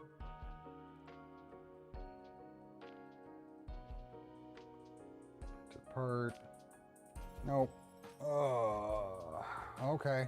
Does anybody know how long that should be?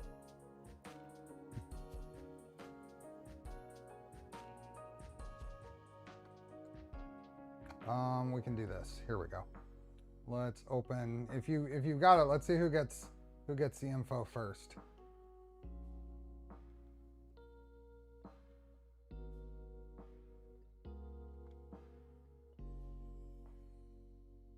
Where? Isn't there a... That's not it.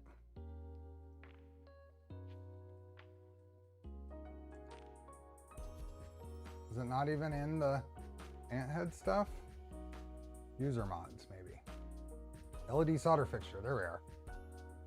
This was done by Kyle, I think. There we go.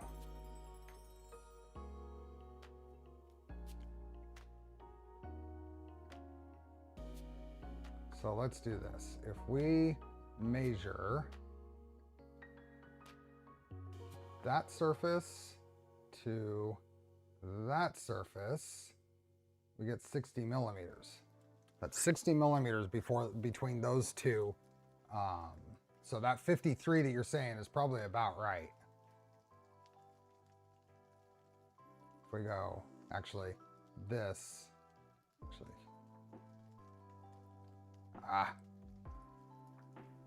there to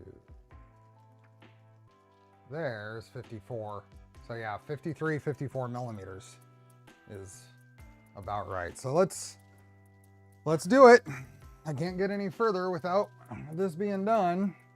Oops, sorry about that. Let's modify it. Hey, Bill, welcome. We are modifying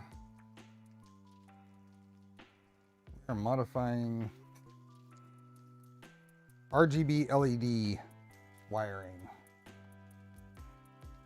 So if I measure this out, 53 millimeters.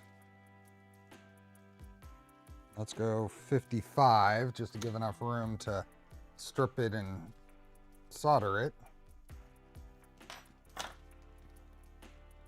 Let's see if that seems reasonable, or if I'm redoing all of it. Yeah, that seems reasonable.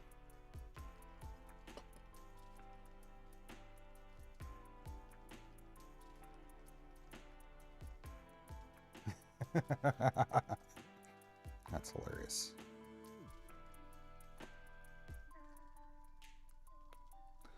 Okay, then we take this guy back out of the carrier. Little low there, or a little zoomed in. Let's clear some space here. Lots of stuff in the way.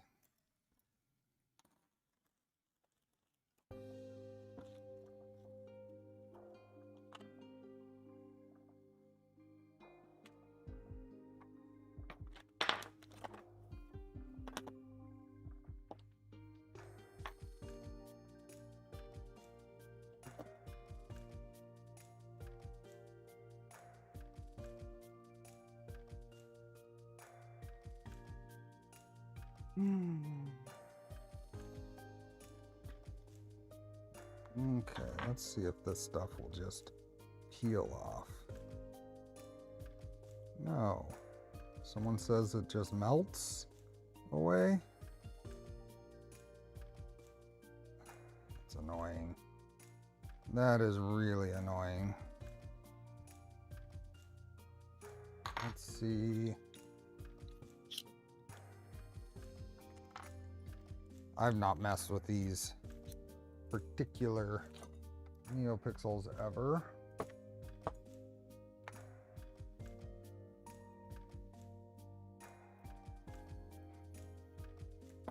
It's got a conformal coating of some sort on here, and it is kind of hard. Try some IPA.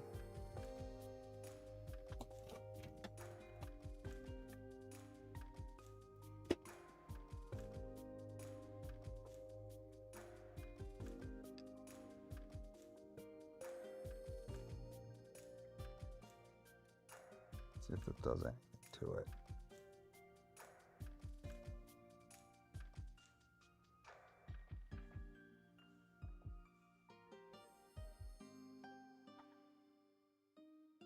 No, it's not touching it.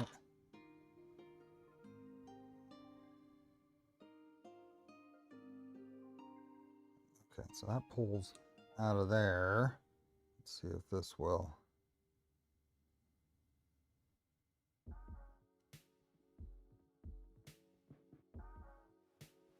It's not doing much to it.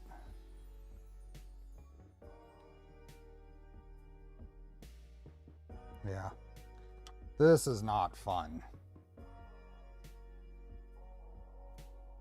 This is not fun.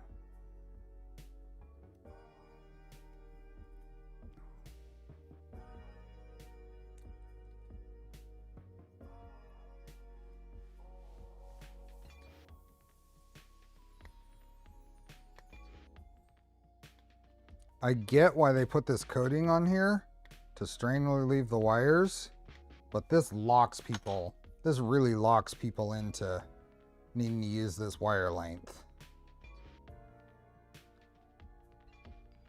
I am very close to just remaking the harnesses with fresh NeoPixels. Yeah, that coating is tough. That coating is really tough. Ah, hey, I got under it. I got under it.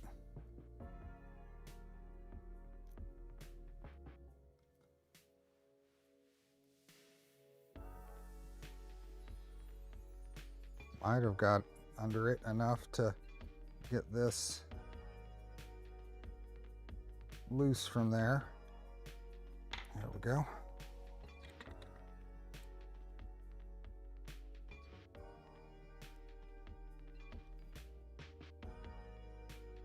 Mindably bit. Oh yeah, I caught myself a little bit there. I did catch myself a little bit there. Minor scrape.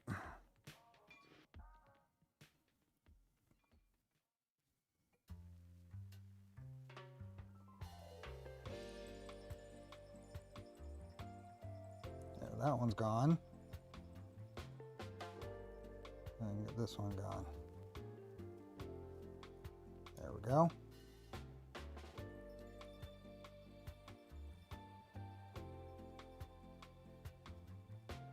There we go. Okay. Those three are gone. They're constrained in the tool head and maybe don't need flex. Could one use solid core wires? I would not. Just installing them is going to be a pain.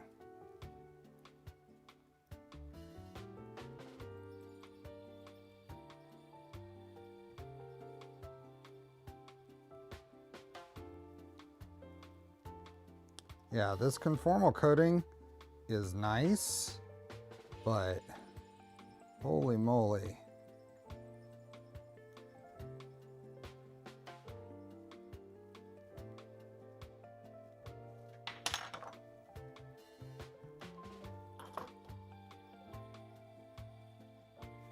Hey, Alex. This stuff is awful.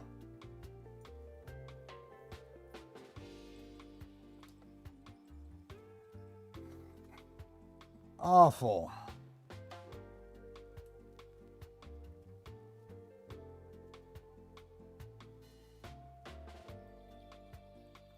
I will be making fresh wires for the other tools.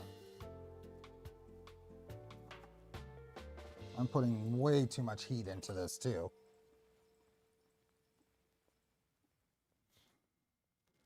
Hey, Phil.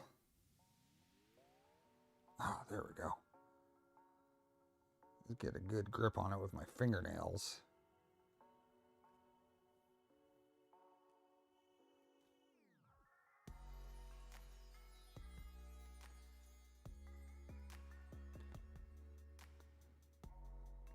This is definitely something that I think should be rethought in these kits. This is a kit thing.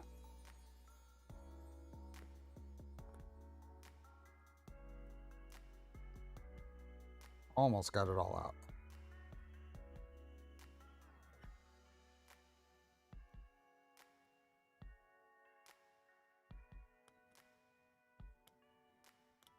out. Okay. Now let's see if those will tin properly.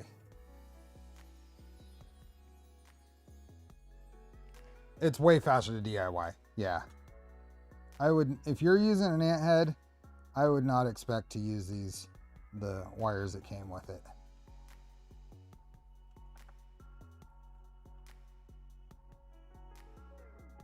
There we go. I got three shiny blobs on there now. Well, Jackie.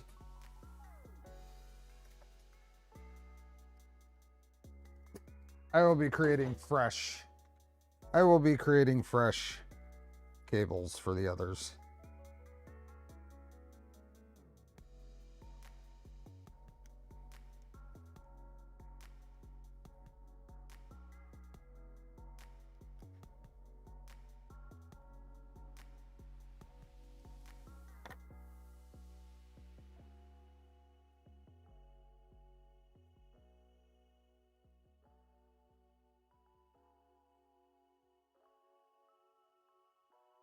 This is a very tough thing to recommend.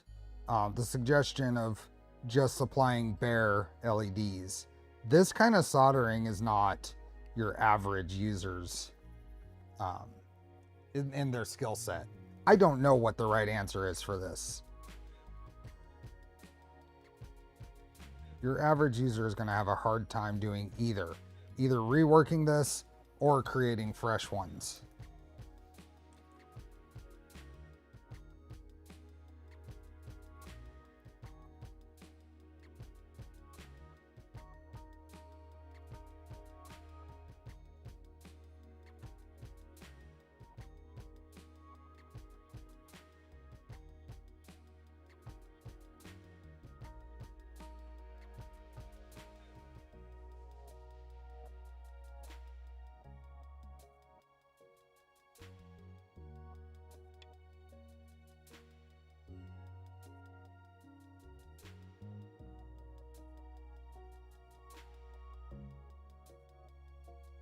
Okay, so that is soldered on there now. Soldered LEDs to people, it's literally part of what I do all day, every day. So hopefully I didn't put too much heat in that. These are quite different from the, let me go get a regular NeoPixel. Wow, a regular RGB LED.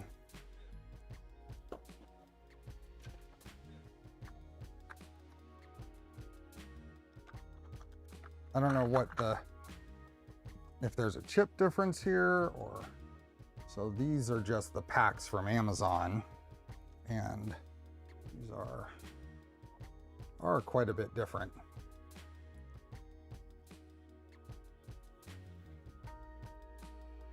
Oh, it's kind of neat that there's solder pads on both sides of these.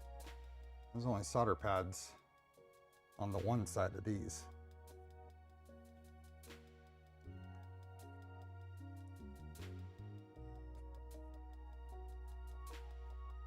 There's a difference between soldering wires and soldering these components.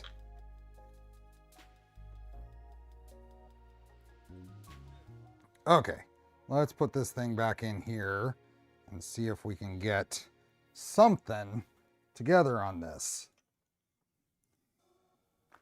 So these wires, I want to bend hard down over here. I kind of want to pre-bend these hard in this spot. Hey buddy, what's up? You want some attention? I'm gonna give you attention whether I like it or not. Is that the idea? Oh, there's a diffuser that should go on here. Forgot about that. There's a diffuser here. Or a light shield, I mean. What are you? It's not play toy for you. Light shield, and then it goes in here.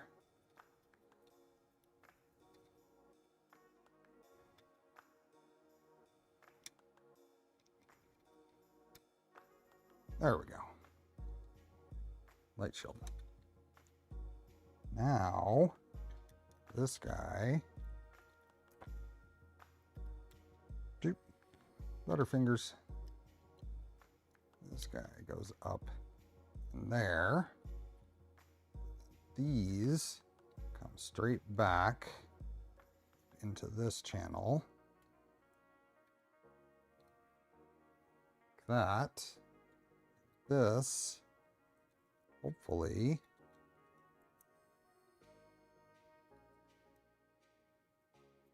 Let's see if that works better. That being forced to go up like that might really make that a lot easier. Let's see how this goes.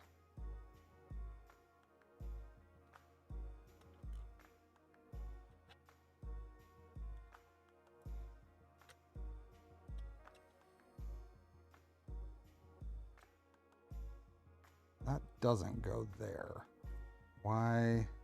Where can that go? That can't go there because that is flat against that. That wire can't be there. Why is there a channel there if that wire can't be there? That's got to be... Oh, is that the... I don't know what that is. Maybe it goes a little further over this way before it goes through there. I'm following the instructions, Fegley. It said, put the wires over here. I may change that. I get it.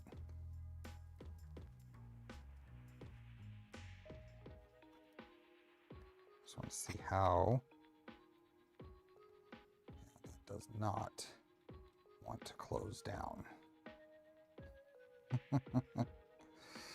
Ugh. I'm gonna rotate this thing.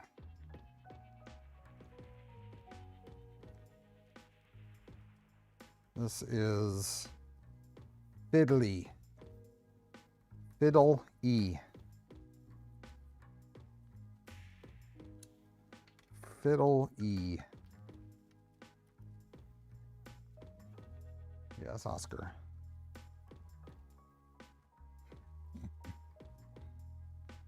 Let's try flipping this around.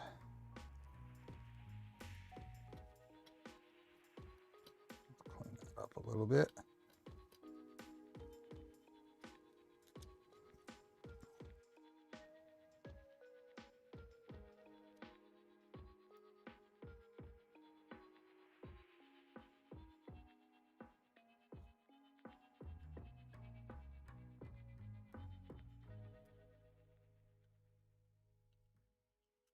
I don't know. I put LEDs and everything in the Micron, and I don't remember it being this much of a pain. There's nothing about... I mean, this should be easier. I'm able to do it out here without that stuff, but... See if I can take this over there now.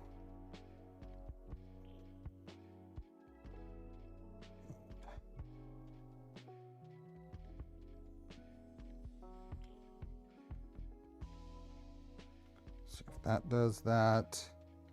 That does that.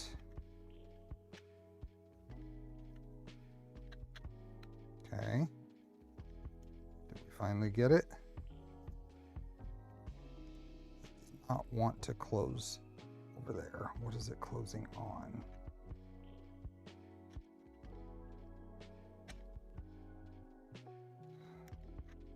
You see, this, one of these needs more clearance. If wires are supposed to go through there, one of these needs more clearance because that's trying to, you can't really see. Hellspark, thanks for becoming a member.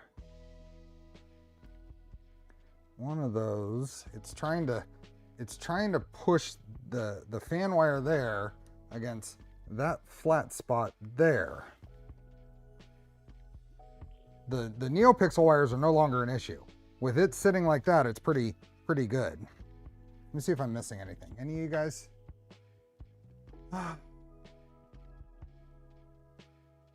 We're getting there, but that...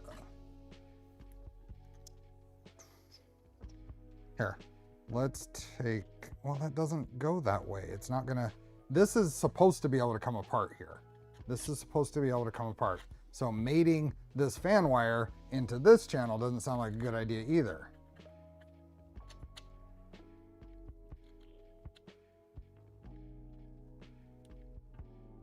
It actually closes up okay if I press on it.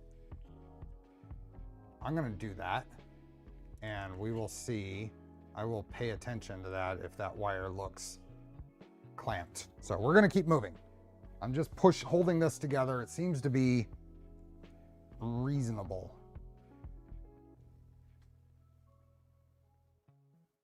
So let's go back to our, oh, I got way out of here. So it's not like is this here? Oh, here we are. Let's scroll through here.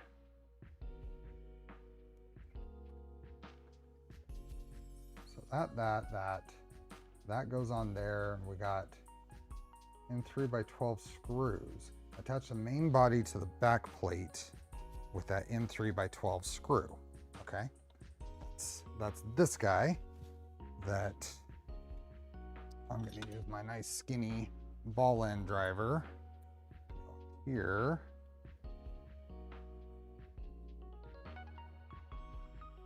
Now it is fixed together.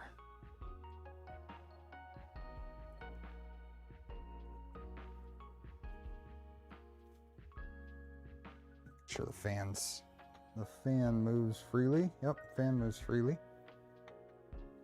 15-minute. Oh wow, we're giving away a roll of Polymaker filament in 15 minutes. We got to up those like numbers though, or at least it would be appreciated. Okay, what is next? And then it looks like these are probably M3x6s to hold this part. Okay, we're past that, so that's good. We're at a point where we can keep moving. We're at a point where we can keep moving. We're going to put some M3x6s here. Those line up, which is a good sign. I'll end up pulling this apart at some point, and I'll check to see if I'm squeezing that fan wire or not.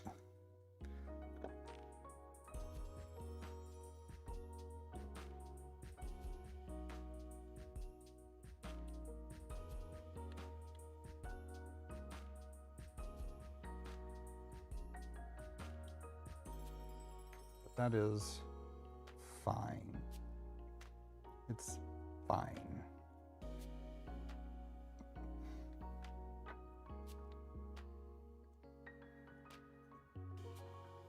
Okay.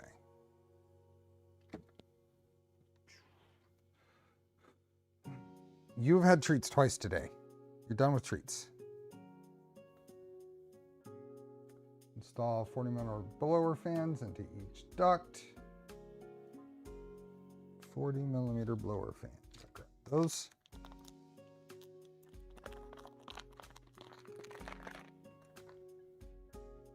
Got.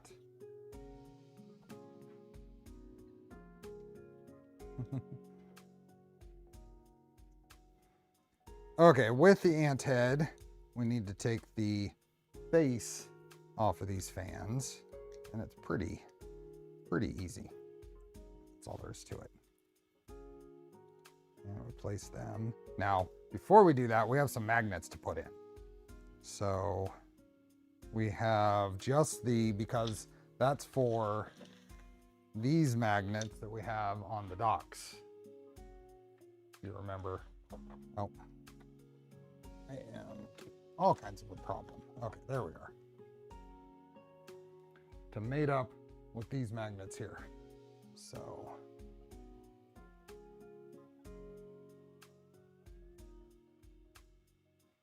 never done with treats, I know.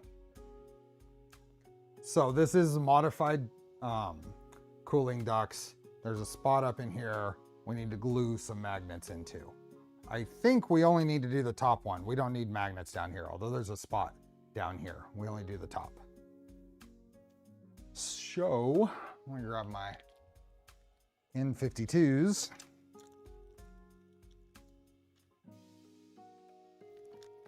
Oscar will not be ignored. I'm making treat-like noises. How dare I?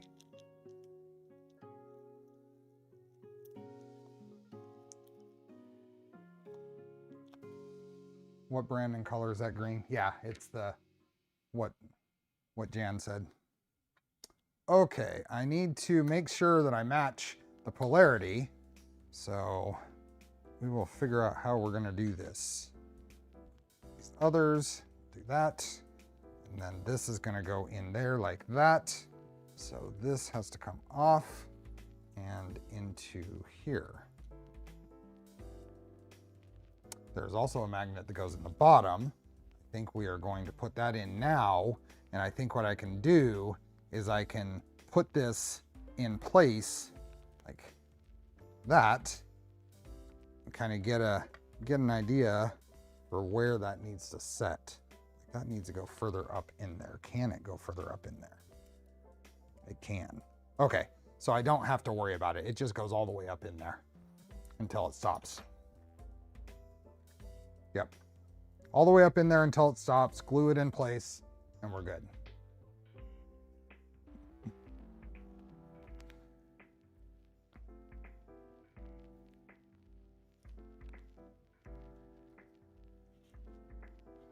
Okay, and that one's actually fine. I think I'm gonna put just a little dab of super glue in there. Just a little dab, a dabble do. Dabble, dabble do.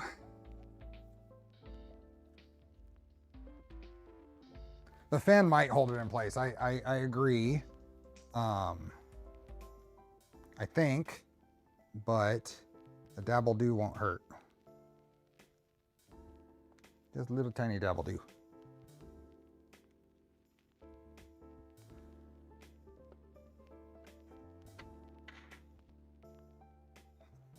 Oscar, you are so needy. You are so needy. It's a little ridiculous.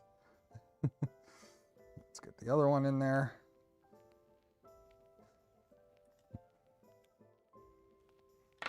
And a little dabble do. He is relentless.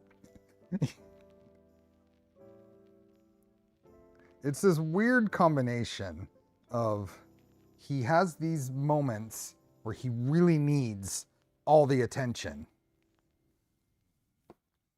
Worse than Charlie was, I think.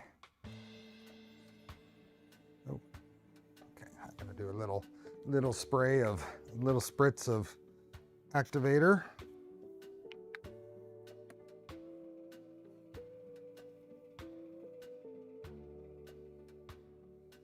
How well did that ASA-GF 08 print? It prints fine, and for the most part, I've had luck with it not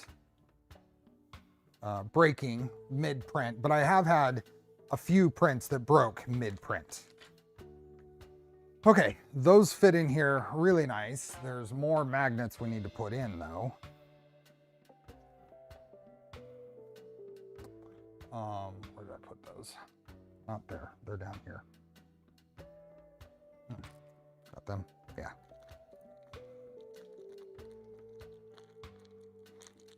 Thanks, Alex. Have a good one. How brittle is the parts? Anything with substance to them are fine. Some of the really thin parts can get brittle, but that's basically for any filament. So it's got to stick to that one. So I'm gonna put this in. So this top one now will go in the bottom here. And a little bit of glue. Dude. I don't want to complain about getting attention from the cat, but holy moly. Go. Push that in all the way. Let that dry. And this one, same deal.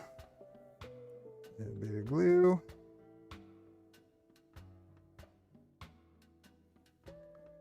Where's the cap?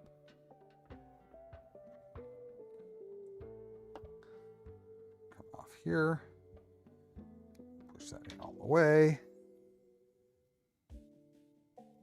There. Now we got magnets there and there.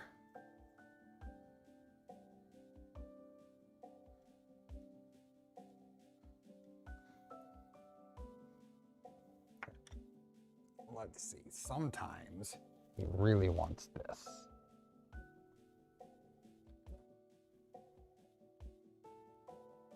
He is purring like mad. Look at those paws go.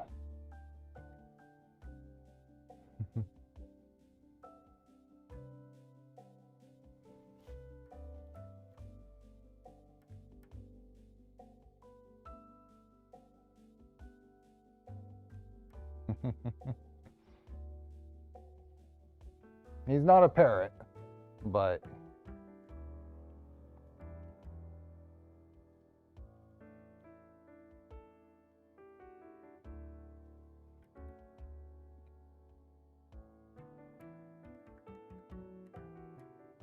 What do we got? 6 more minutes. 6 more minutes. We're gonna hit 200 likes. There you go. Felix is somewhere. Felix will come out here, not as often as Oscar. Oscar is very treat driven. So, okay. Let's go back here. These will now fit in there pretty solid.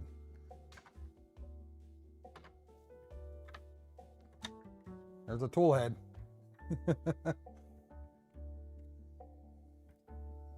Okay. Let's pull this thing. Let's just put those right there. Don't let me forget, they're stuck to the idler. That's the magnets. So now fan goes in here. Does that slide in from the end? There we go. So fan there. Those are kind of interesting looking fan.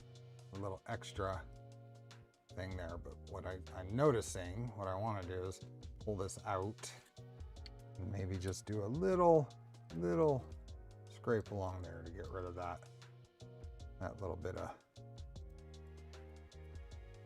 there we go. Get rid of a little bit of extra that'll,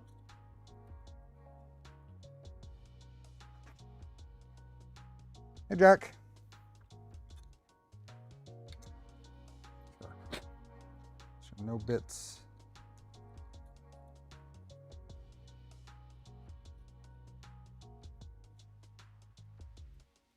Okay. And we got one more. Gonna go on the other side. 4 more minutes. 300 and almost 340 people here.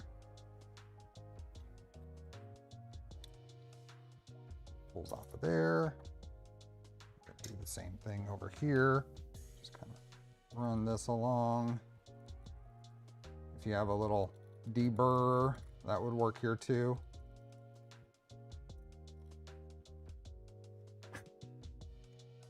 Go. This one has to,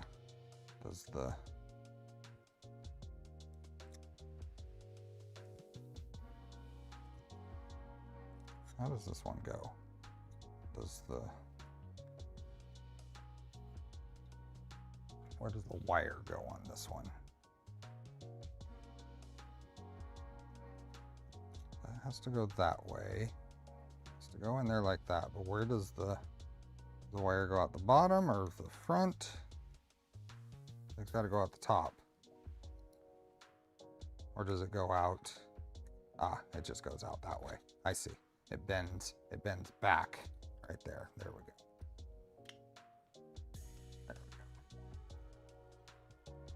go. Okay.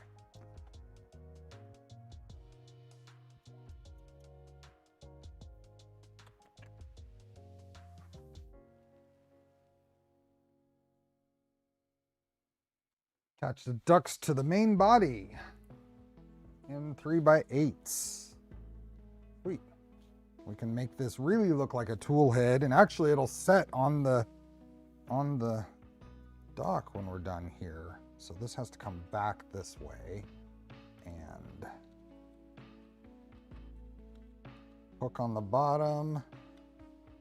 This has to come up like that. Is that right? And then out right there, I think. So M3x8s.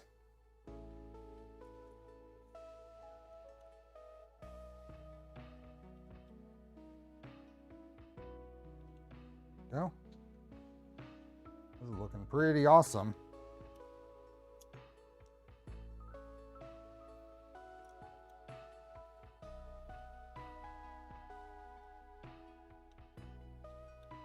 I'll have to look at this main body thing, see if there's updated versions that have, I probably need a spacer in there too. You see that? That probably needs a spacer. There might be a version that I didn't print right, so I'll look at that as well before I get on to the next 4 tool heads.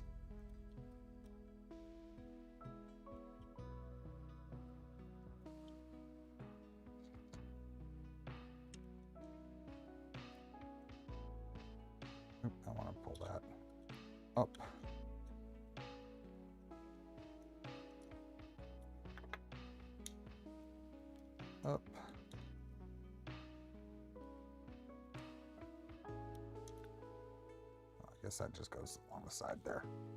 Okay.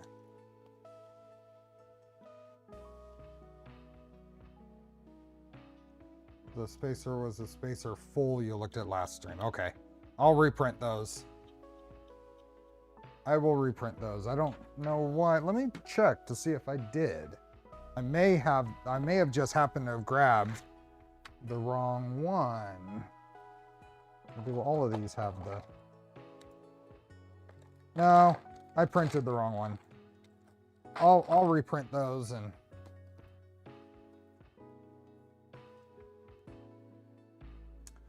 Okay. This guy. Yeah. There we go.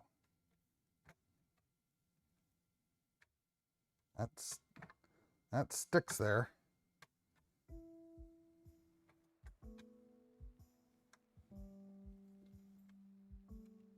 So, hopefully once it's actually placed there. I do need to put my hot end wiring in here. Hot end wiring needs to go. Is that, what do we got? We are 101. 101. It is time to give away some filament. Anyone using A4T tool heads? So Canuck creator Nero is using A4Ts in his build. I don't recommend it. They are a larger tool head.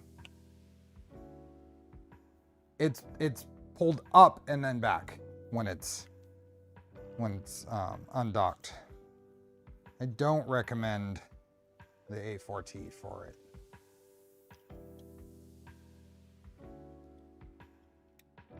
Yeah, that goes on there, but I think I'm gonna...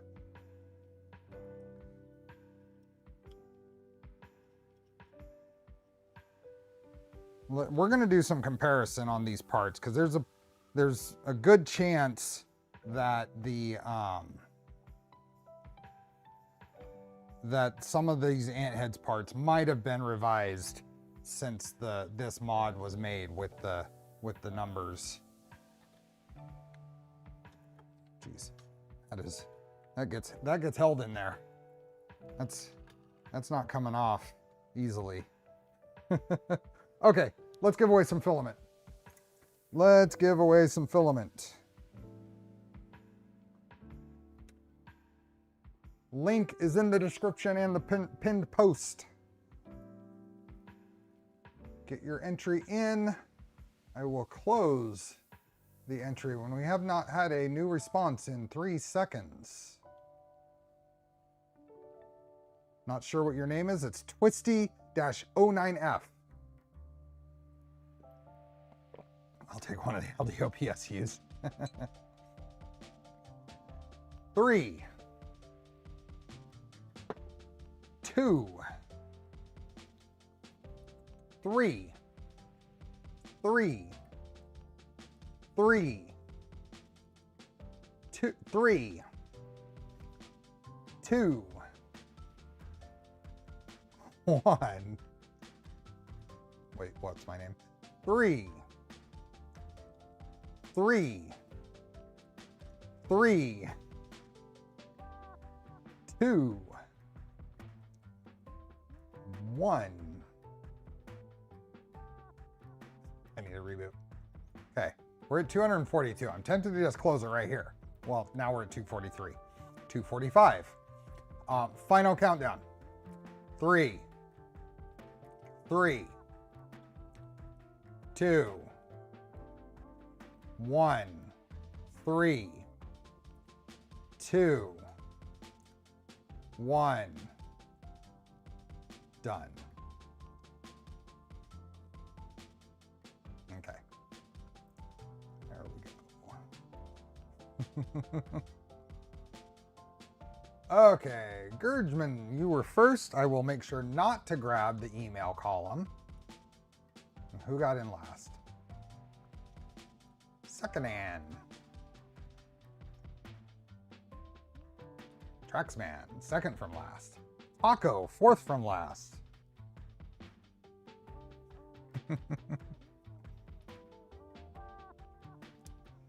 We need a number between 25 and 26. We're about to transition from 25 to 26.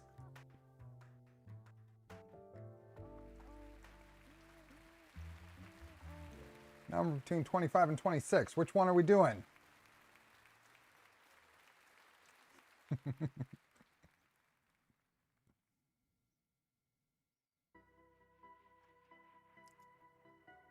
Rebecca, you said 26. We'll do 26. 1, 2, 3, 4, 5, 6, 7, 8, 9, 10, 11, 12, 13, 14, 15, 16, 17, 18, 19, 20, 21, 22, 23, 24, 25, 26. Spin. Who do we got? Who do we got? CP Geek Org. CP Geek Org. Are you here? Congratulations. There's no whole number between 25 and 26. 25 or 26, sorry. Congrats, CP. Are you here? Are you here? CP Geek Org.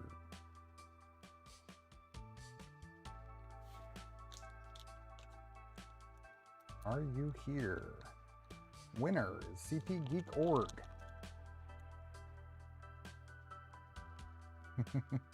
Inclusive, yes. CP Geek, are you here? Gotta say something in chat while I snack on trail mix.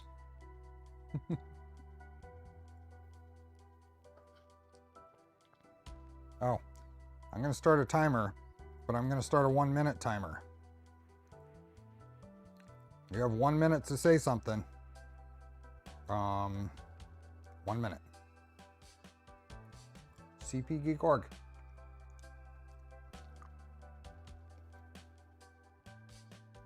You have 1 minute. They are here? Where? You have to say something in chat. Tag me. Tinker Steve, thank you for becoming a member. They have made 4 comments. Where?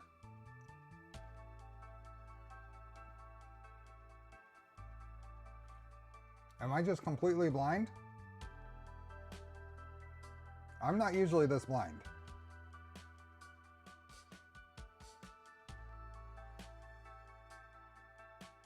I am not usually this blind.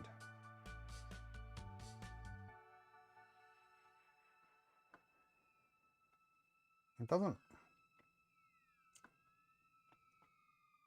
There you are. You know what? I have never had an instance where live chat or top chat actually made a difference. I do see you. Thank you. Congrats.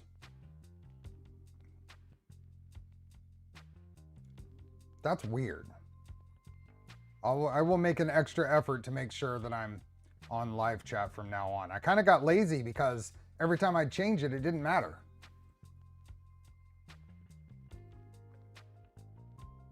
I will make an effort to make sure I'm on live chat from now on.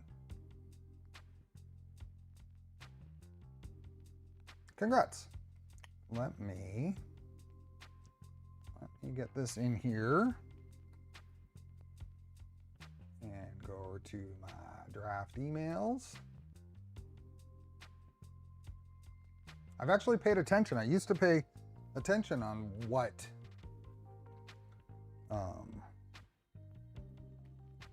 if it mattered, and I'd never seen it matter.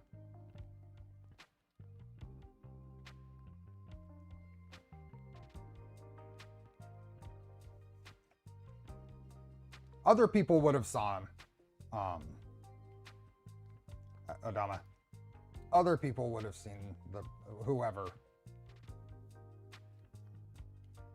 Okay, you should have an email here in a couple of minutes. If you don't get an email, feel free to send me a DM. Congrats.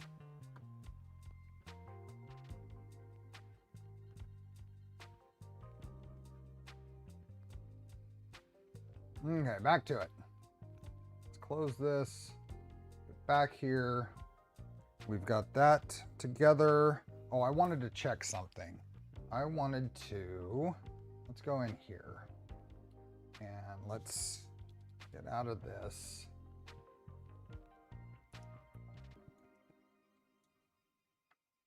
Do you think printed parts are as good as CNC parts in a Voron build?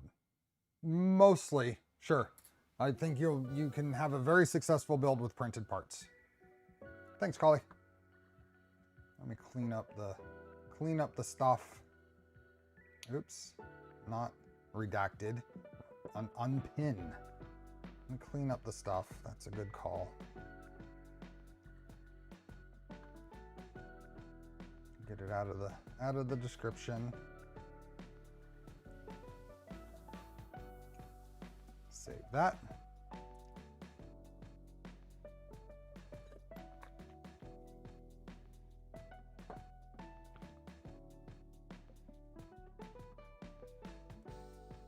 Got your email. Awesome.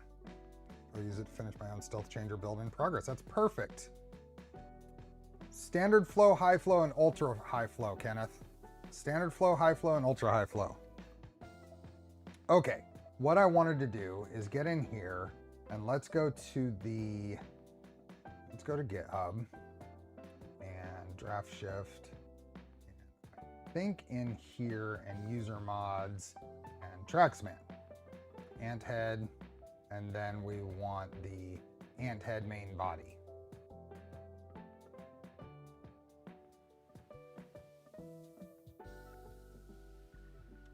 So let's drop that.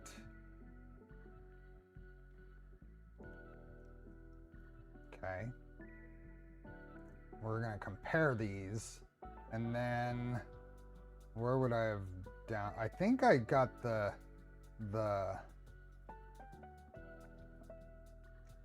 We'll compare what I have. We go back to GitHub. Actually, before we do that, let's open a terminal window here.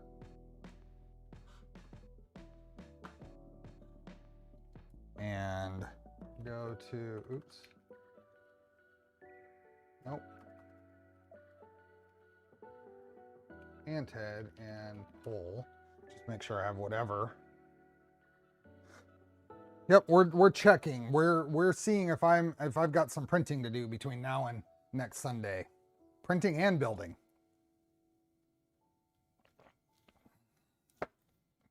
So just making sure we have all the latest stuff from there. So let's go to ant head, STLs, main body, orbiter style.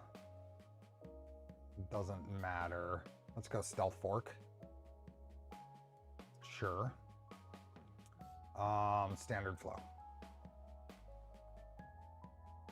Let's rotate this to be the same.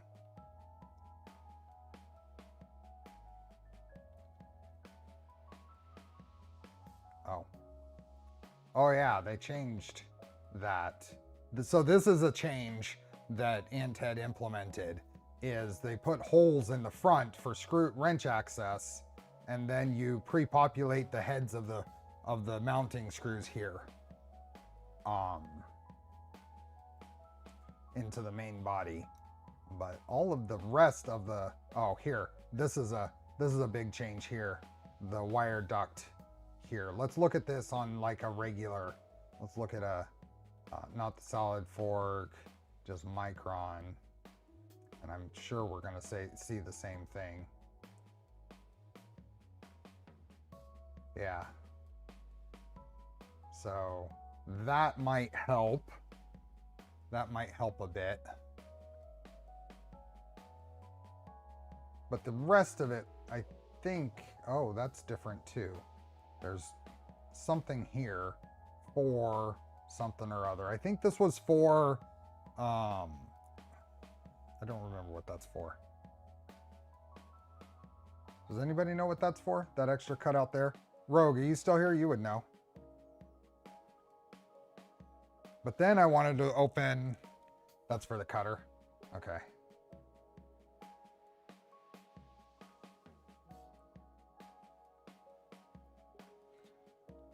Okay, then I wanted to open the latest extruder. No, not extruder, hotend. Hotend mount. So LDO Voron, this one. So I wanted to look at this compared to the parts I have. So let's get rid of these, since we know that there's some changes there that might be beneficial. This guy, that's leaf cutter stuff right there, that cut out. But the rest of it I don't think is any major difference. It's got this wire channel still. I don't think there's anything different through here. So I think the other piece is the main one with a difference. Oh.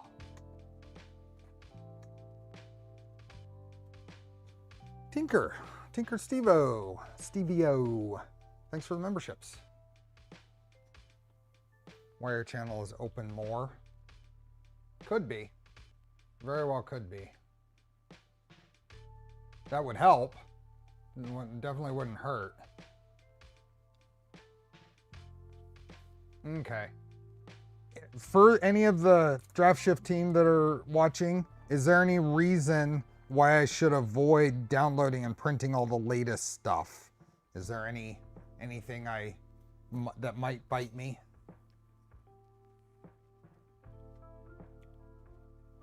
Does that move to the center a bit more? I can compare it to one of the others.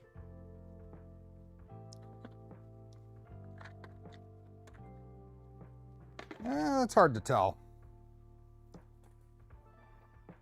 I don't think it's moved to the center more, comparing it visually to this one.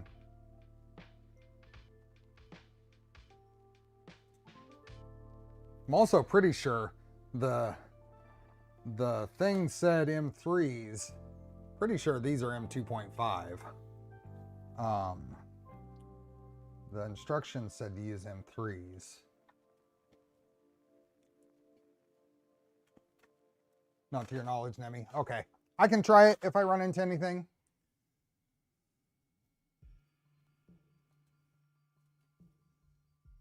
If you get to it, Traxman, it's not too arduous for me to do it either.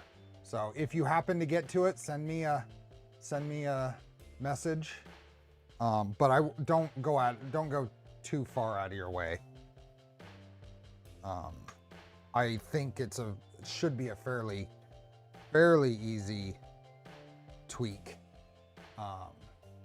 for me to do.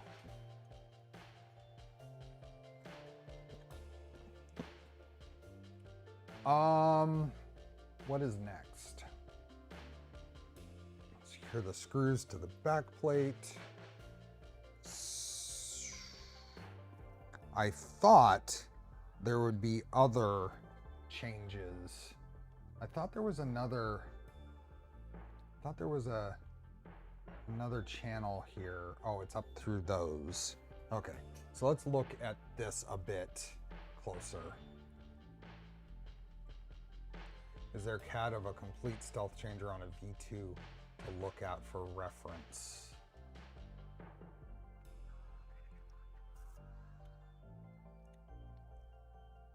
I think so. So I'll get it done. I didn't realize there had been that many changes to them. It's also a nice screwless hot end fan mount and user mods.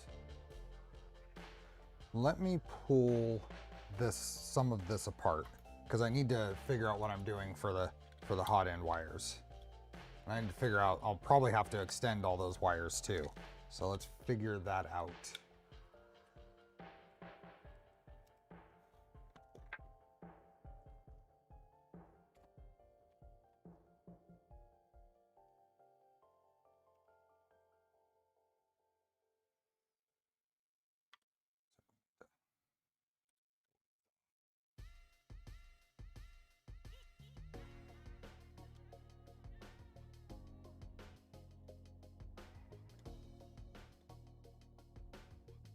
Let's cut this off. All the magnets.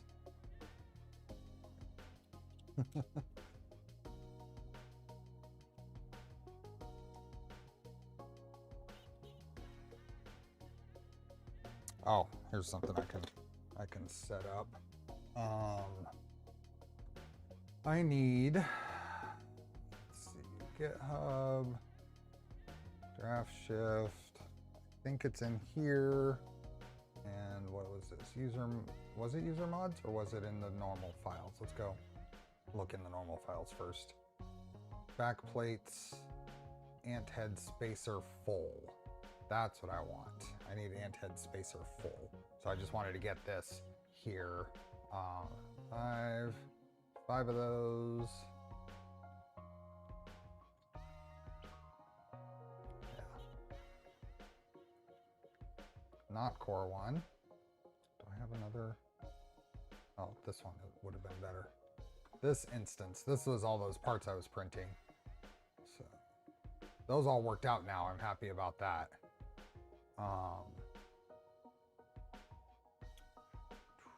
Back here, shift, StealthChanger, STLs, backplates, ant head spacer full. 2, 3, 4, 5. Go. So I ran my hot end wires in the channel with part fan between the plate and the fan holder. Yeah, that's what I was going to look at here. But looking at this reminded me I need to get that full file. So let's get this and then pull this off. And this will give us an opportunity to see if we were squeezing those hot end fan too. Just squeezing against the wires that are the LEDs, so I think that's okay.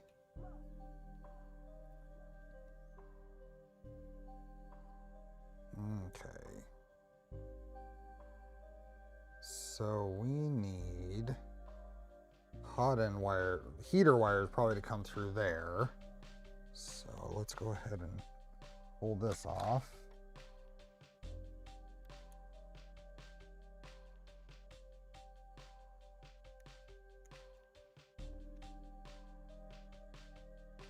Makes the electrons take turns and be... Okay. What am I pulling? There we are. Okay, now that's there. I think I need to bend the strain relief here. I'm usually hesitant to do that, but I don't think there's any way around it on this. There's nowhere else for it to go without it being in the way. I can't really go forward and bend it around, so I think I just need to bend that basically straight up. So let's pull this out. I think I'm going to grab this. Maybe I can grab it. Maybe these will be thin enough. Bend this straight up. Not those, maybe something a little thinner. Something like that.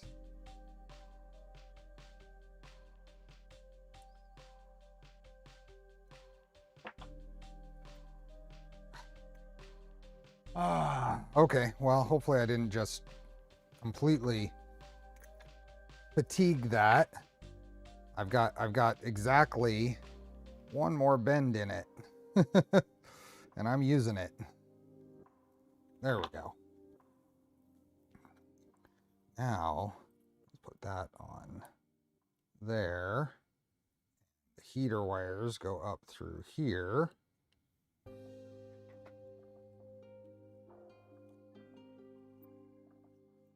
Let's see how this will go. That's gonna have to still go off to the side a little bit.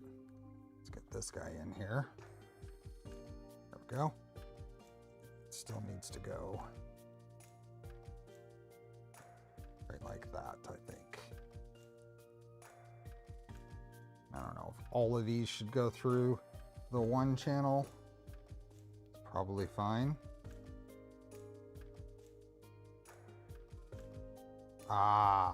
If I would have put that, here we go. Let's redo this. Let's redo this, I think.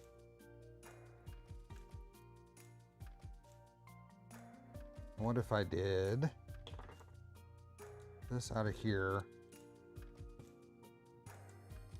this down here again.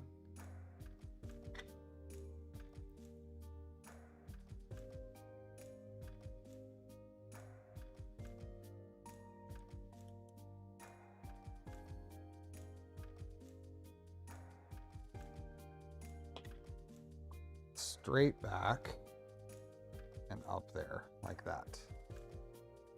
That gets that wire completely out of the way over there. Not sure what that is used for anymore. Probably nothing at that point. That clears all of that up. And this, what is it catching on? Ah, it's catching on that. So that needs to go around the side and then around here. Let's see if that works.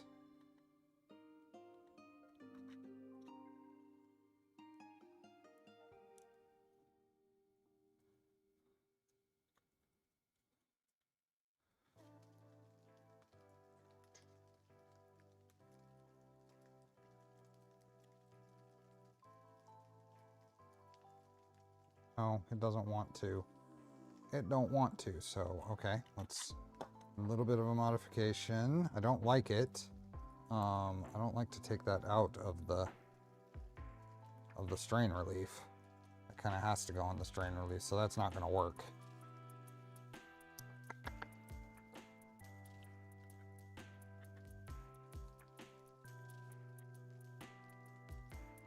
Okay, that didn't work.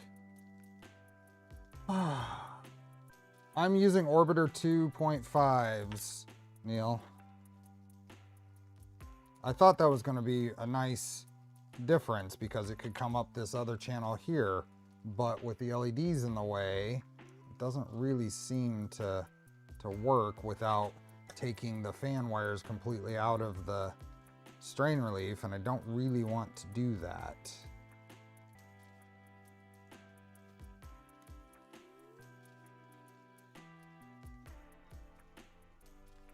Yeah, so that's got to go back up. That's got to go back up.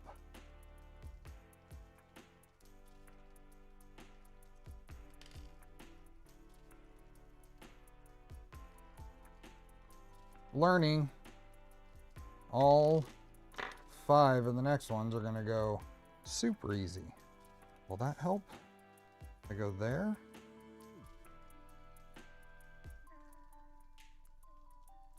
No. Nope. That doesn't help. It's basically got to go this way. Okay. I feel like these should have been 2.5 millimeter screws though. Or was I supposed to print the M3 version of the front? See, Aetherling? Let's see what I was supposed to do. If we go all the way back. Yes, I was supposed to print the M3 version. I did not. So that's a miss on my part. I should have printed the M3 version of this to use the screws that they say to use. Follow the hot end into the hot end mount. That's those. Yep. I was supposed to do that. That's okay. These threading into plastic have been okay.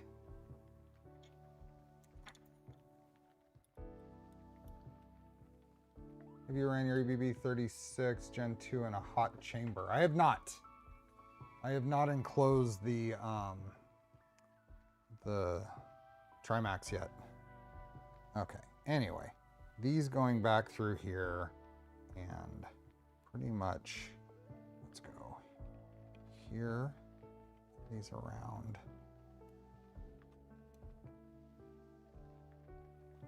I have not ran it in a hot chamber yet.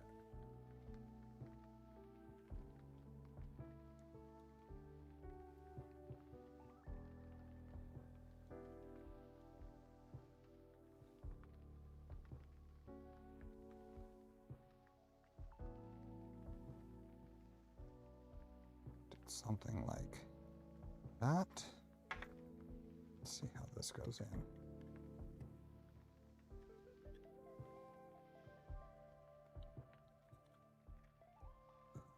Not.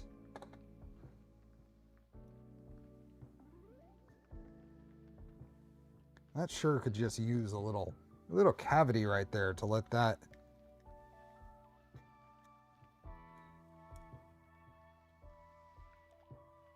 That is squeezing those, but the rest of this coming out of there will work, should work fine.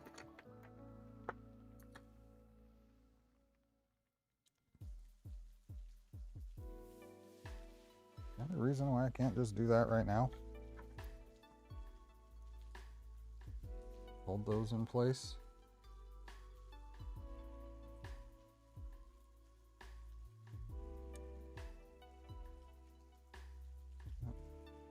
Goes like that, that goes like that. And then this goes on there.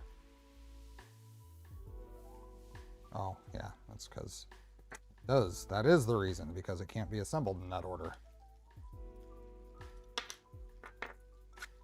This has to go on here first.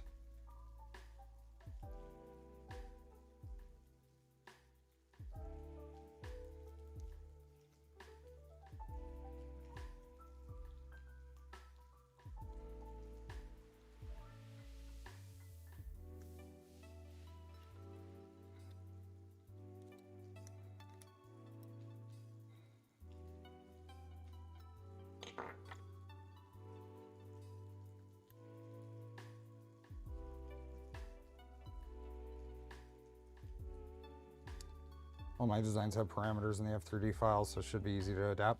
Nice.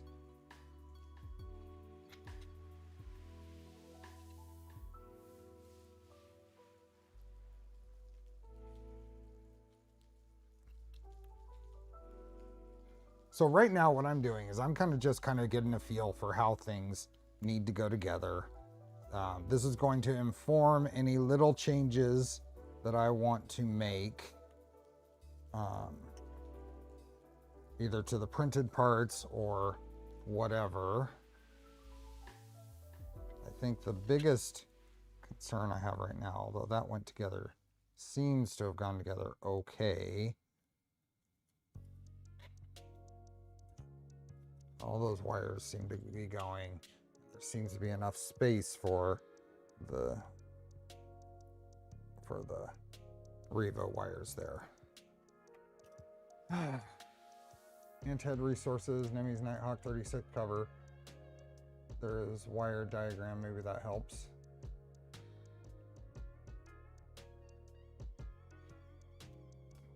Okay, that goes there.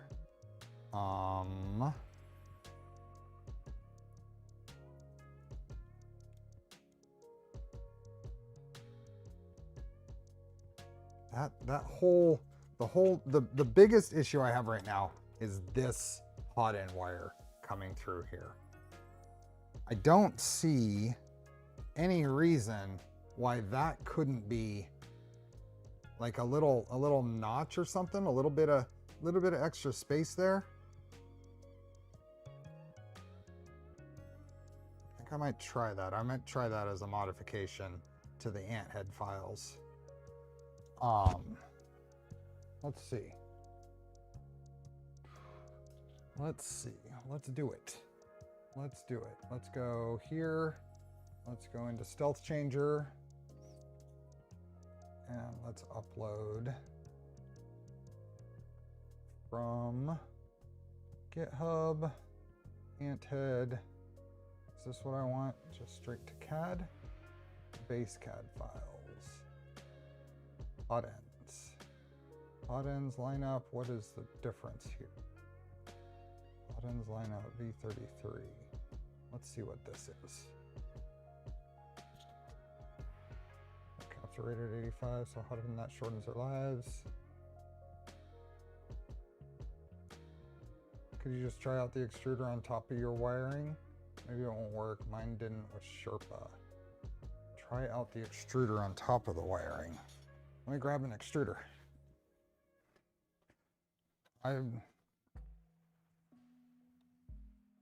So, orbiter extruder 2.5. This guy is going to bolt basically right to there.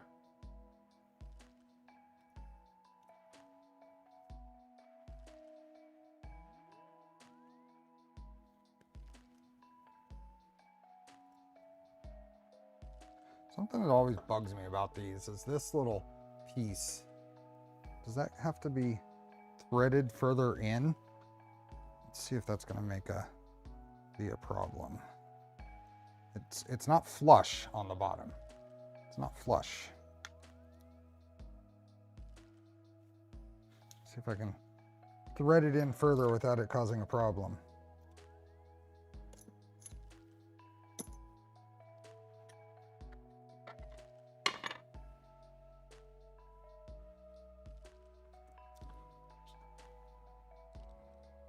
Nope, that's too small.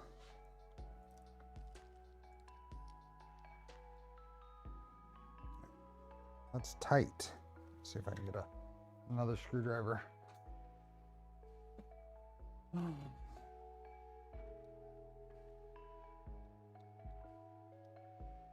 go. Let's see if that causes. Should be an adapter for orbiter, but assemble the whole stuff. Wires at the back might not go well. There should be an adapter.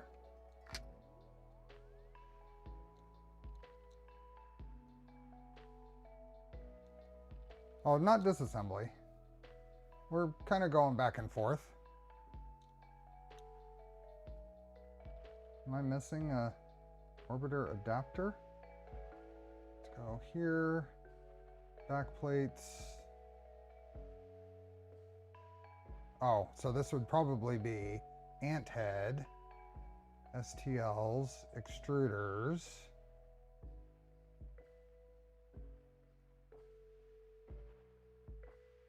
Shouldn't it?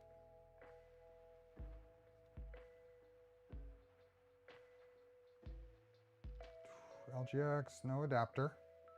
I don't think there's an adapter.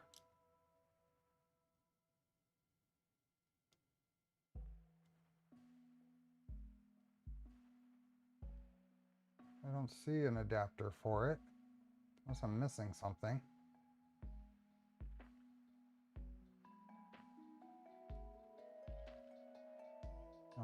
Main bodies, O2. Yeah, might be wrong about O2 adapter. Don't have O2. Yeah, I don't think so. I think this just bolts directly to the top. I was just looking for it. I should have switched screens. But what my concern is that this is not flush with the bottom. So I wanted to move this flush to where it's just flush.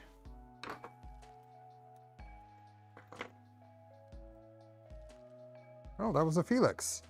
It was a Felix visit. Okay, so that's flush. Are we running into anything in here? It doesn't look like it. It looks like it's fine.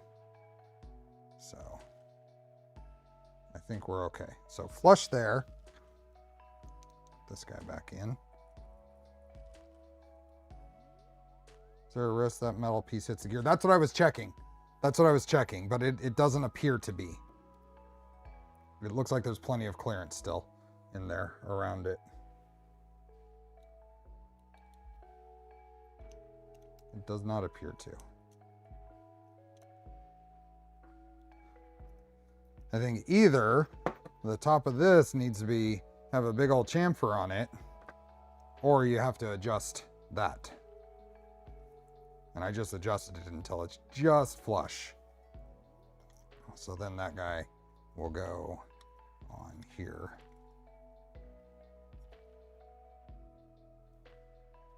Like that. You still use a PTFE tube, yep.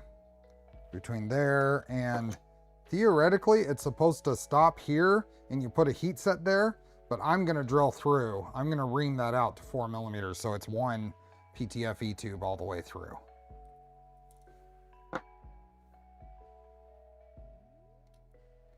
Heat set goes here, I guess, because of the leaf cutter option, but okay. I have a spacer on my ant heads for O2. What spacer? There isn't one out there. So there isn't one in the files. Okay, what was I doing? I was looking for that, but there isn't one. That's just all the main bodies.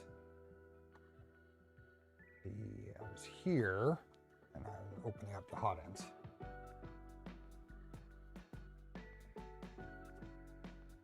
So this is the ant head hot ends lineup.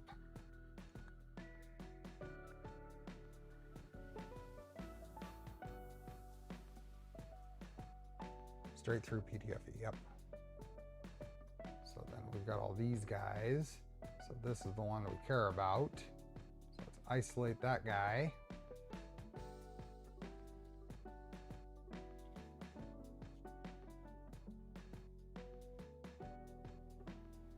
Yeah, lots of stuff here. But I don't see anything.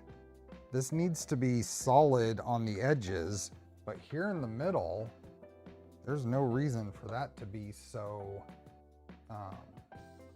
there's no I don't think there's any reason why we can't cut a little relief out of here that leads up to this.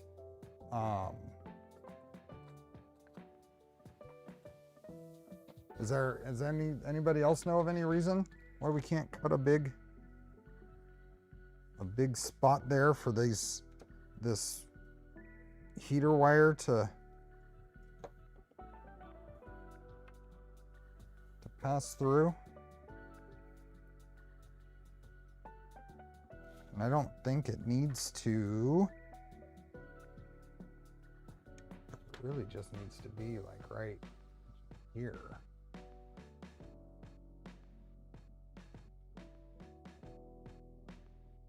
Just cut a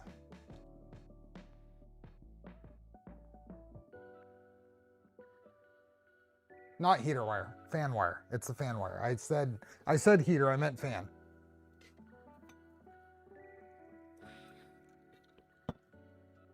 Said heater, I meant fan. Anyway, kind of want to do a couple of things here, but it's kind of, let's see if this will work. Let's grab that, and move these. Will this move all of it? Nope. It's not gonna smart move it. Here, let's do this. Let's grab that guy as the main, and let's extrude this to here, and create a new component that is our lettering, and let's move that component down millimeter, maybe 2 millimeters, maybe 3 millimeters, just so it's still labeled. Thinking bearings may be better. Okay, now we can extrude, oops, let's capture that position.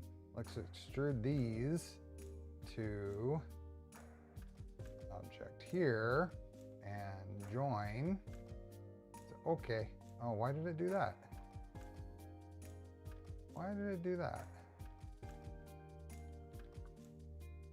Extrude, capture the position of the old thing. That, and that. To object that. Why won't that join? Why won't that join? That should have just joined that. Why not?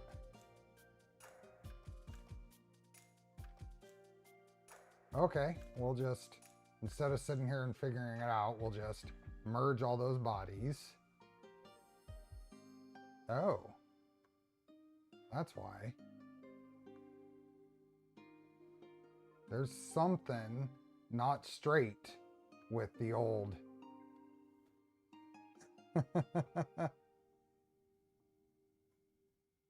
Just remove the lettering. I know you can't see it, but I'm having fun. Well, I was having fun until I realized that these apparently are not perpendicular walls to here.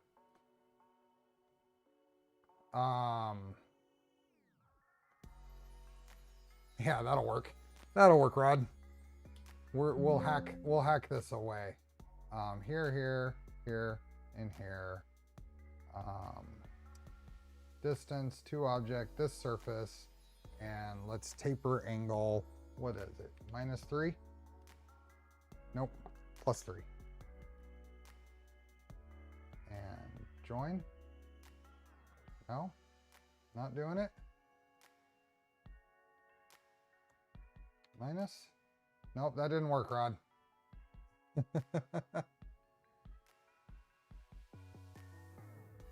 There's 3 hotend there. Oh, that's right. That's right. Good call. Good call. Let's undo what I just did. Oops. That's a good call. I need to pick which of these. You're right. That's exactly what's going on. Is this the one I want? Isolate. Nope, that's the LDO Voron itself. It's probably this one that I want to match the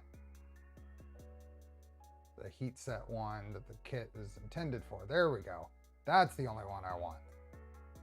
Now we can extrude this, and this. New component to here. Say okay.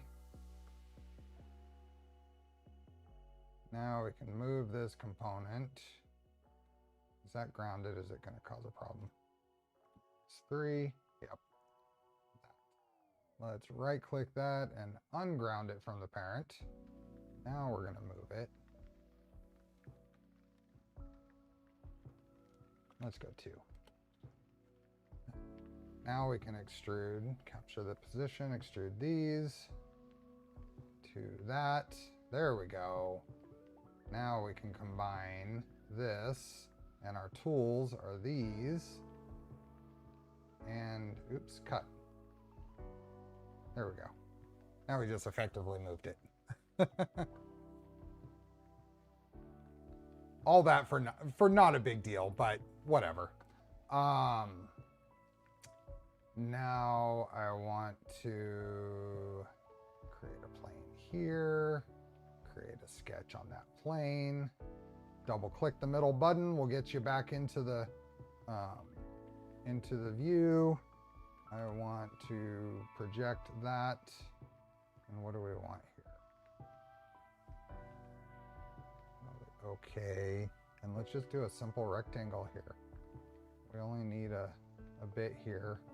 And we can probably go something up into that thing. Dimension of this of 3 millimeters down, maybe 4.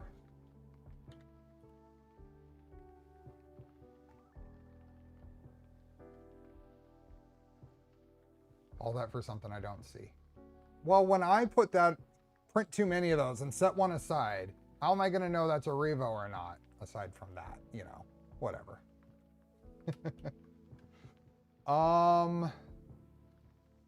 Do I need more than halfway through here? And what do I want to do over here? Maybe I didn't really want to do a rectangle.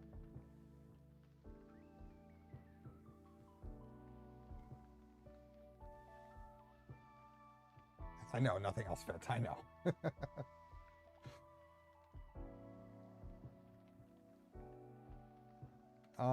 Let's reverse this. I don't like that rectangle. Let's project that line there. Say okay, and extend that down here, parallel, and then over, and then up to this guy. That's what we're going to cut out.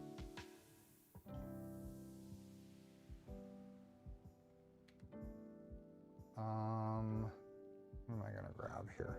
let's just project this guy. Do line here to there.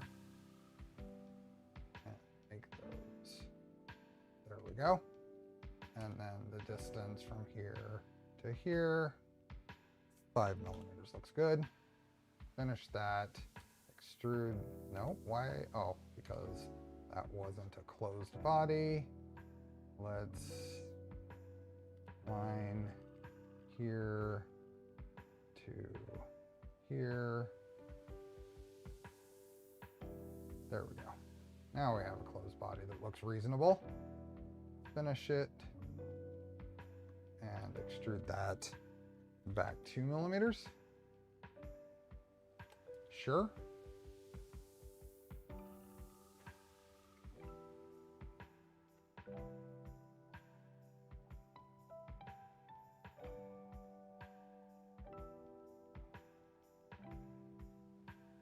I mean, there's not, whatever. I went 2 millimeters, so let's just do a chamfer here and here of 1, because I didn't want to go, I could have changed the width of that, but that's okay. And do another chamfer here of, 2, sure. Just make that a little cleaner going in and out of that. And will this let me fillet this? And I don't want all of that. Nope, it won't let me. It won't let me fillet that because all kinds of funky geometry going on. Can I get that? Sure, whatever. Just make it not quite so harsh going in there. And then this looks like a 2 millimeter chamfer. Nope. Is it 0.4? Nope. It wasn't 0.4 either. What is this chamfer? What did HeartK do there? Just an itty bitty thing.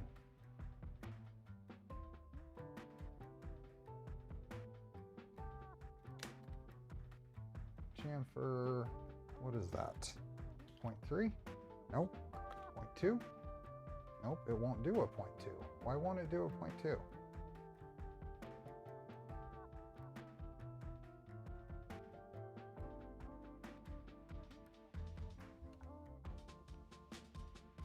Let's get rid of. Will this delete? Yeah, that'll delete. This is probably stopping us from doing what we want, but let's see if we can get a 0.2 in here. What in the world did you do there, Kyle? 0.15? Nope. 6, 7, 8. 0.17. 0.16. It still doesn't match up. It should match up. I don't know what he was doing. Let's just go 0.2.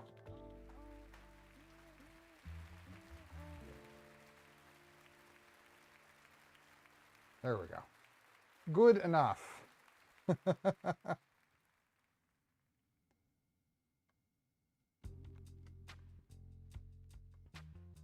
Good enough. That would, I think, give enough clearance for those wires to not get pinched.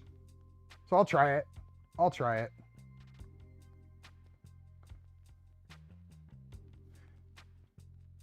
I wonder if we go back. Oops. Okay, I don't know what that was. Let's go back. Fillet, that. Fillet, that. One. There we go. Nope.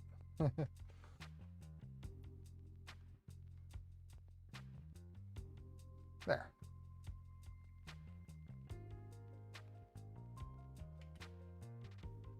I do it now? Nope.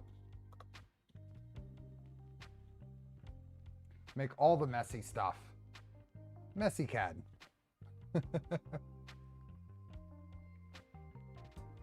Oh, good call. Let's see here. Let's go here and delete. There we go. Now it's 0.4. Since I'm might as well not have to take a drill to it. That means that this isn't needed. But a little chamfer there is a good idea. There we go. Anything else I want to do this? Oh yeah, these things. These. Q minus 0.1. New offset. Minus 0.1. There we go. And if I do that here as well, there we go. Give myself a little more space there where I was trimming it up.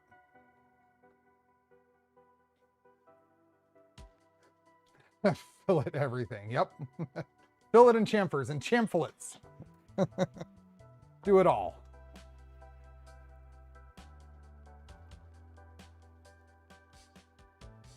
You know, really sometimes it's just to make the CAD look good.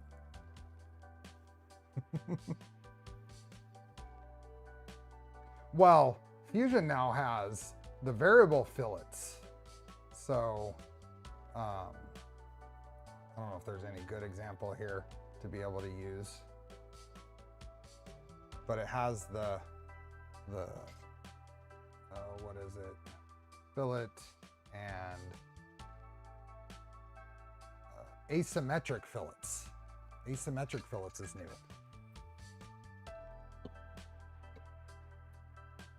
Okay.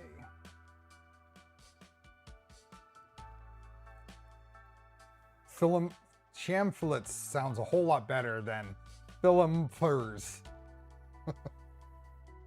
Let's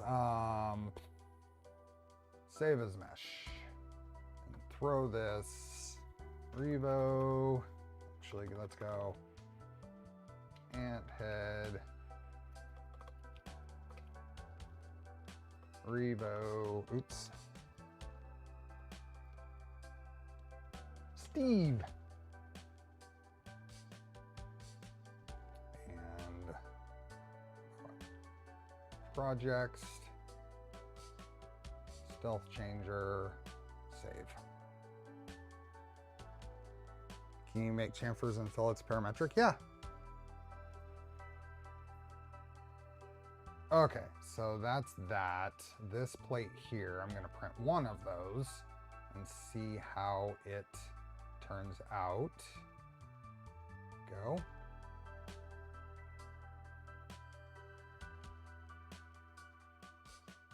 That's our change there. I don't think we needed to make that pocket as big as it is, but I don't think it's going to hurt either. So that needs to be printed. That needs to be printed to cover that space. Is there anything else I wanted to do? Anything else I wanted to do to try to improve that? The rest of this is going pretty good. I'm pretty pleased with where it's at right now. But I do need to print some of those things.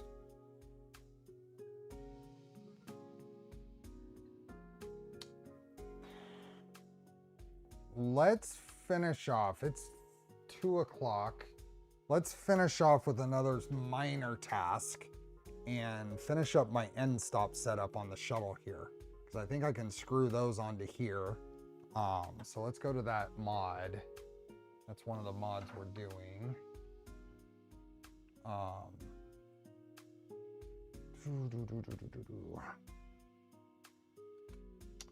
Let's go here. Let's go. Shift GitHub. I keep hitting the caps lock key for some reason. 5 instances. Oh, I have 3 instances open. StealthChanger, I think. Nope, not STLs. User mods. Nemi, I think. And stop mount. So here we go. Contains the designs for 3 types of shuttle. For the physetic, the LDO are 3D printed. This is the end stop mount I'm gonna go with.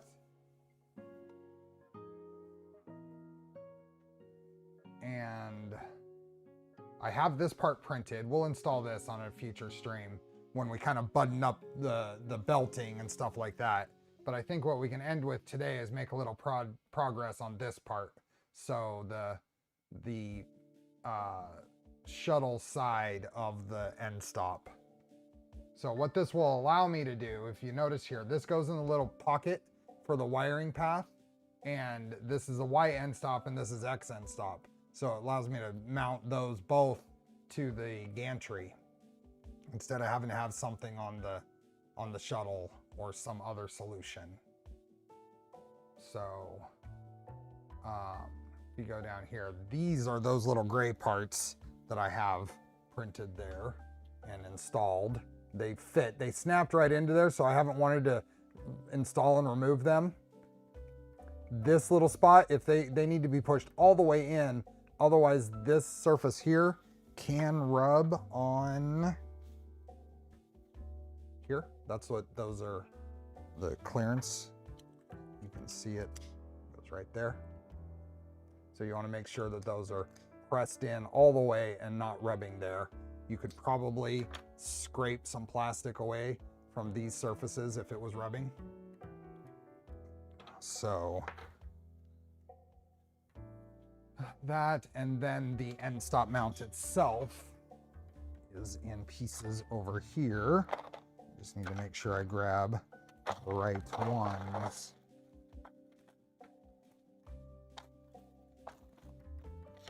Yeah, I think it's one of these two. And pretty sure it is this one. Yep. So, oops, there. So these 2 screws can hold an end stop bracket for like a XY joint mounted end stop, but for this setup, we're just going to remove them and put them aside.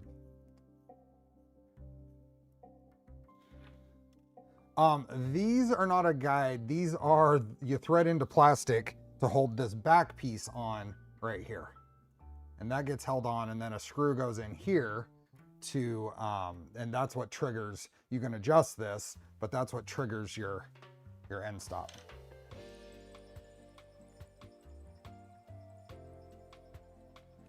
Okay, so now this kind of slides into that gap there, holds everything nice and stable.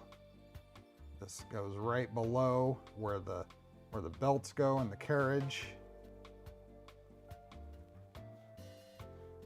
That goes down a little bit more. There's an M3x10, which is, wow, these guys.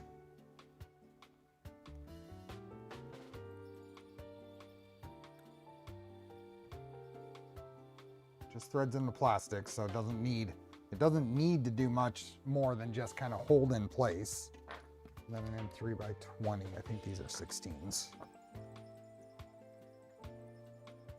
Yeah, those are 16s, 20s must be over here. Go. That goes in there. Where'd the driver for this go?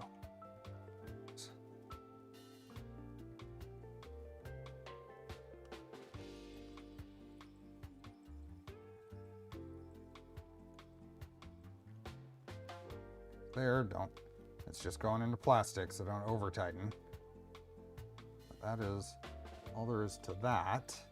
And this can still go on here. Hooks out the back here, and then a 3x30. Just threads into here.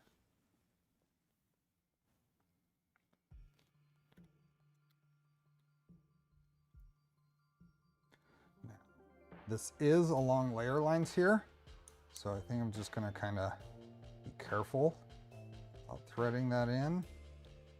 Hopefully it doesn't split. I'm not gonna thread it in too far. Maybe we can kind of get an idea for, see that there. I want to make sure like that hits. See that, but it's hitting the other stepper on the other side, so it needs to go in another 6 or so millimeters.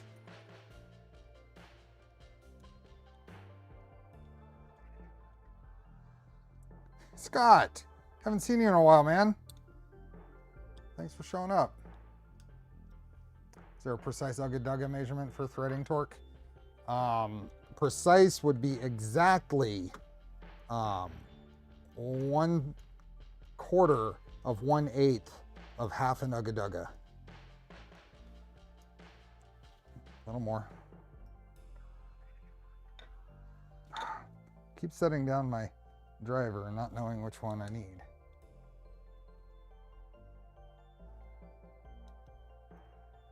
I'm just threading this in until it just misses the stepper on the other side. It's got to be able to get past that. It's not going to work if it doesn't get past that.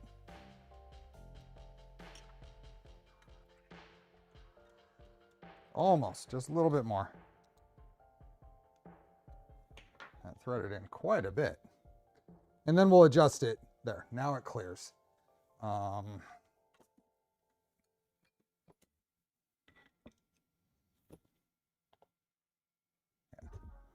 See this going on here.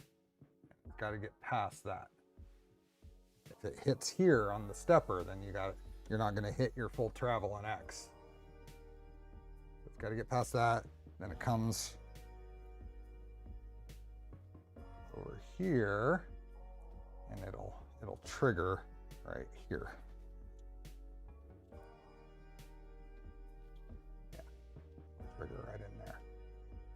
So cool. That is done. So that's our basic shuttle setup with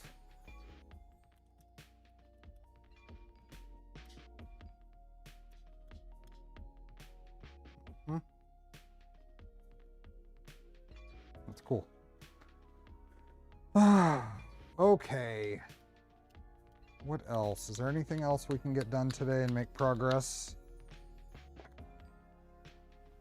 I got kind of caught on the Toolhead stuff, so I need to reprint a couple of things.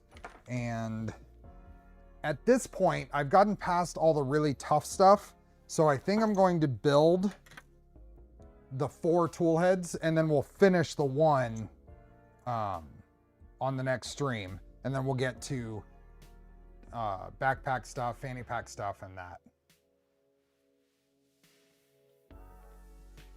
I don't know what the compatibility on this is. Will that work with 9mm belts? I don't know.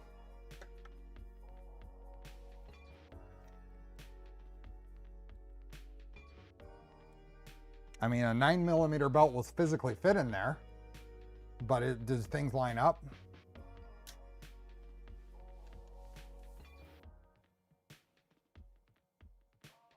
This is anthead, yep. So this,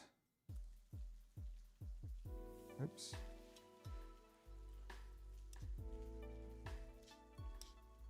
There's that.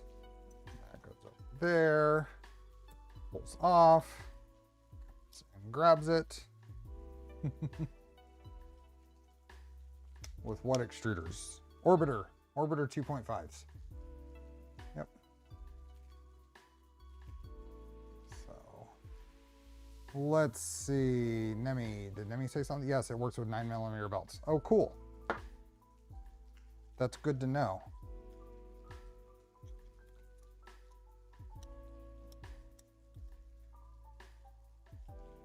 Yeah. Okay. I think that is going to cover it. I'm planning on streaming New Year's Eve. and I'm hoping to start quite a bit earlier than I would normally start on a Wednesday, just because I should have most of that day off. Look at probably about an hour and a half earlier than my normal start time, if things work out. I think we're gonna work on the Mercury 1, but that depends on if I come up with something else to do. I need to get the Mercury 1 back going, and I have the PPS CF parts printed to redo the whole Toolhead carriage, X carriage stuff. So hoping stiffening it up will let the Revo, not the Revo, but the PZ, the E3D PZ work better. So I was just searching for StealthChanger and I showed up. Awesome. Welcome, BMW. You know what's the best thing about Orbiter 2.5? Comes with the correct length motor wires. Are they the correct length, though? Are they the correct length?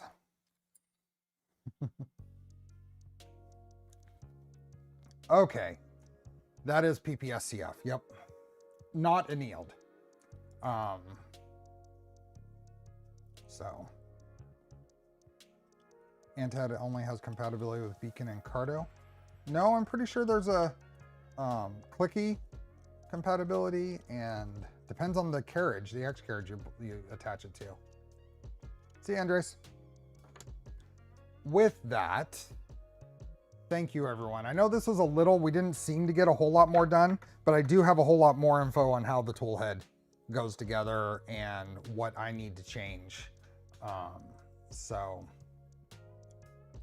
O2 looks so cool. Could you screw it to the main body if possible? If I knew where it went. Are you talking about just screwing? Sidetracked. Sidetracked.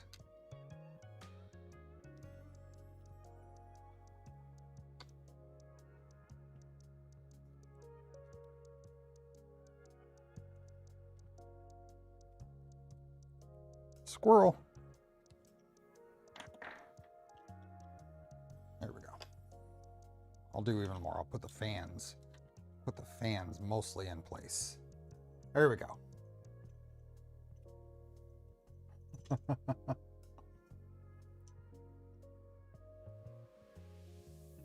So anyway, what bed probe would I recommend with the changer? I think for an initial, at least an initial build, this is a bed probe. This is tap. Basically, each tool has an opto, a tap sensor that bolts here.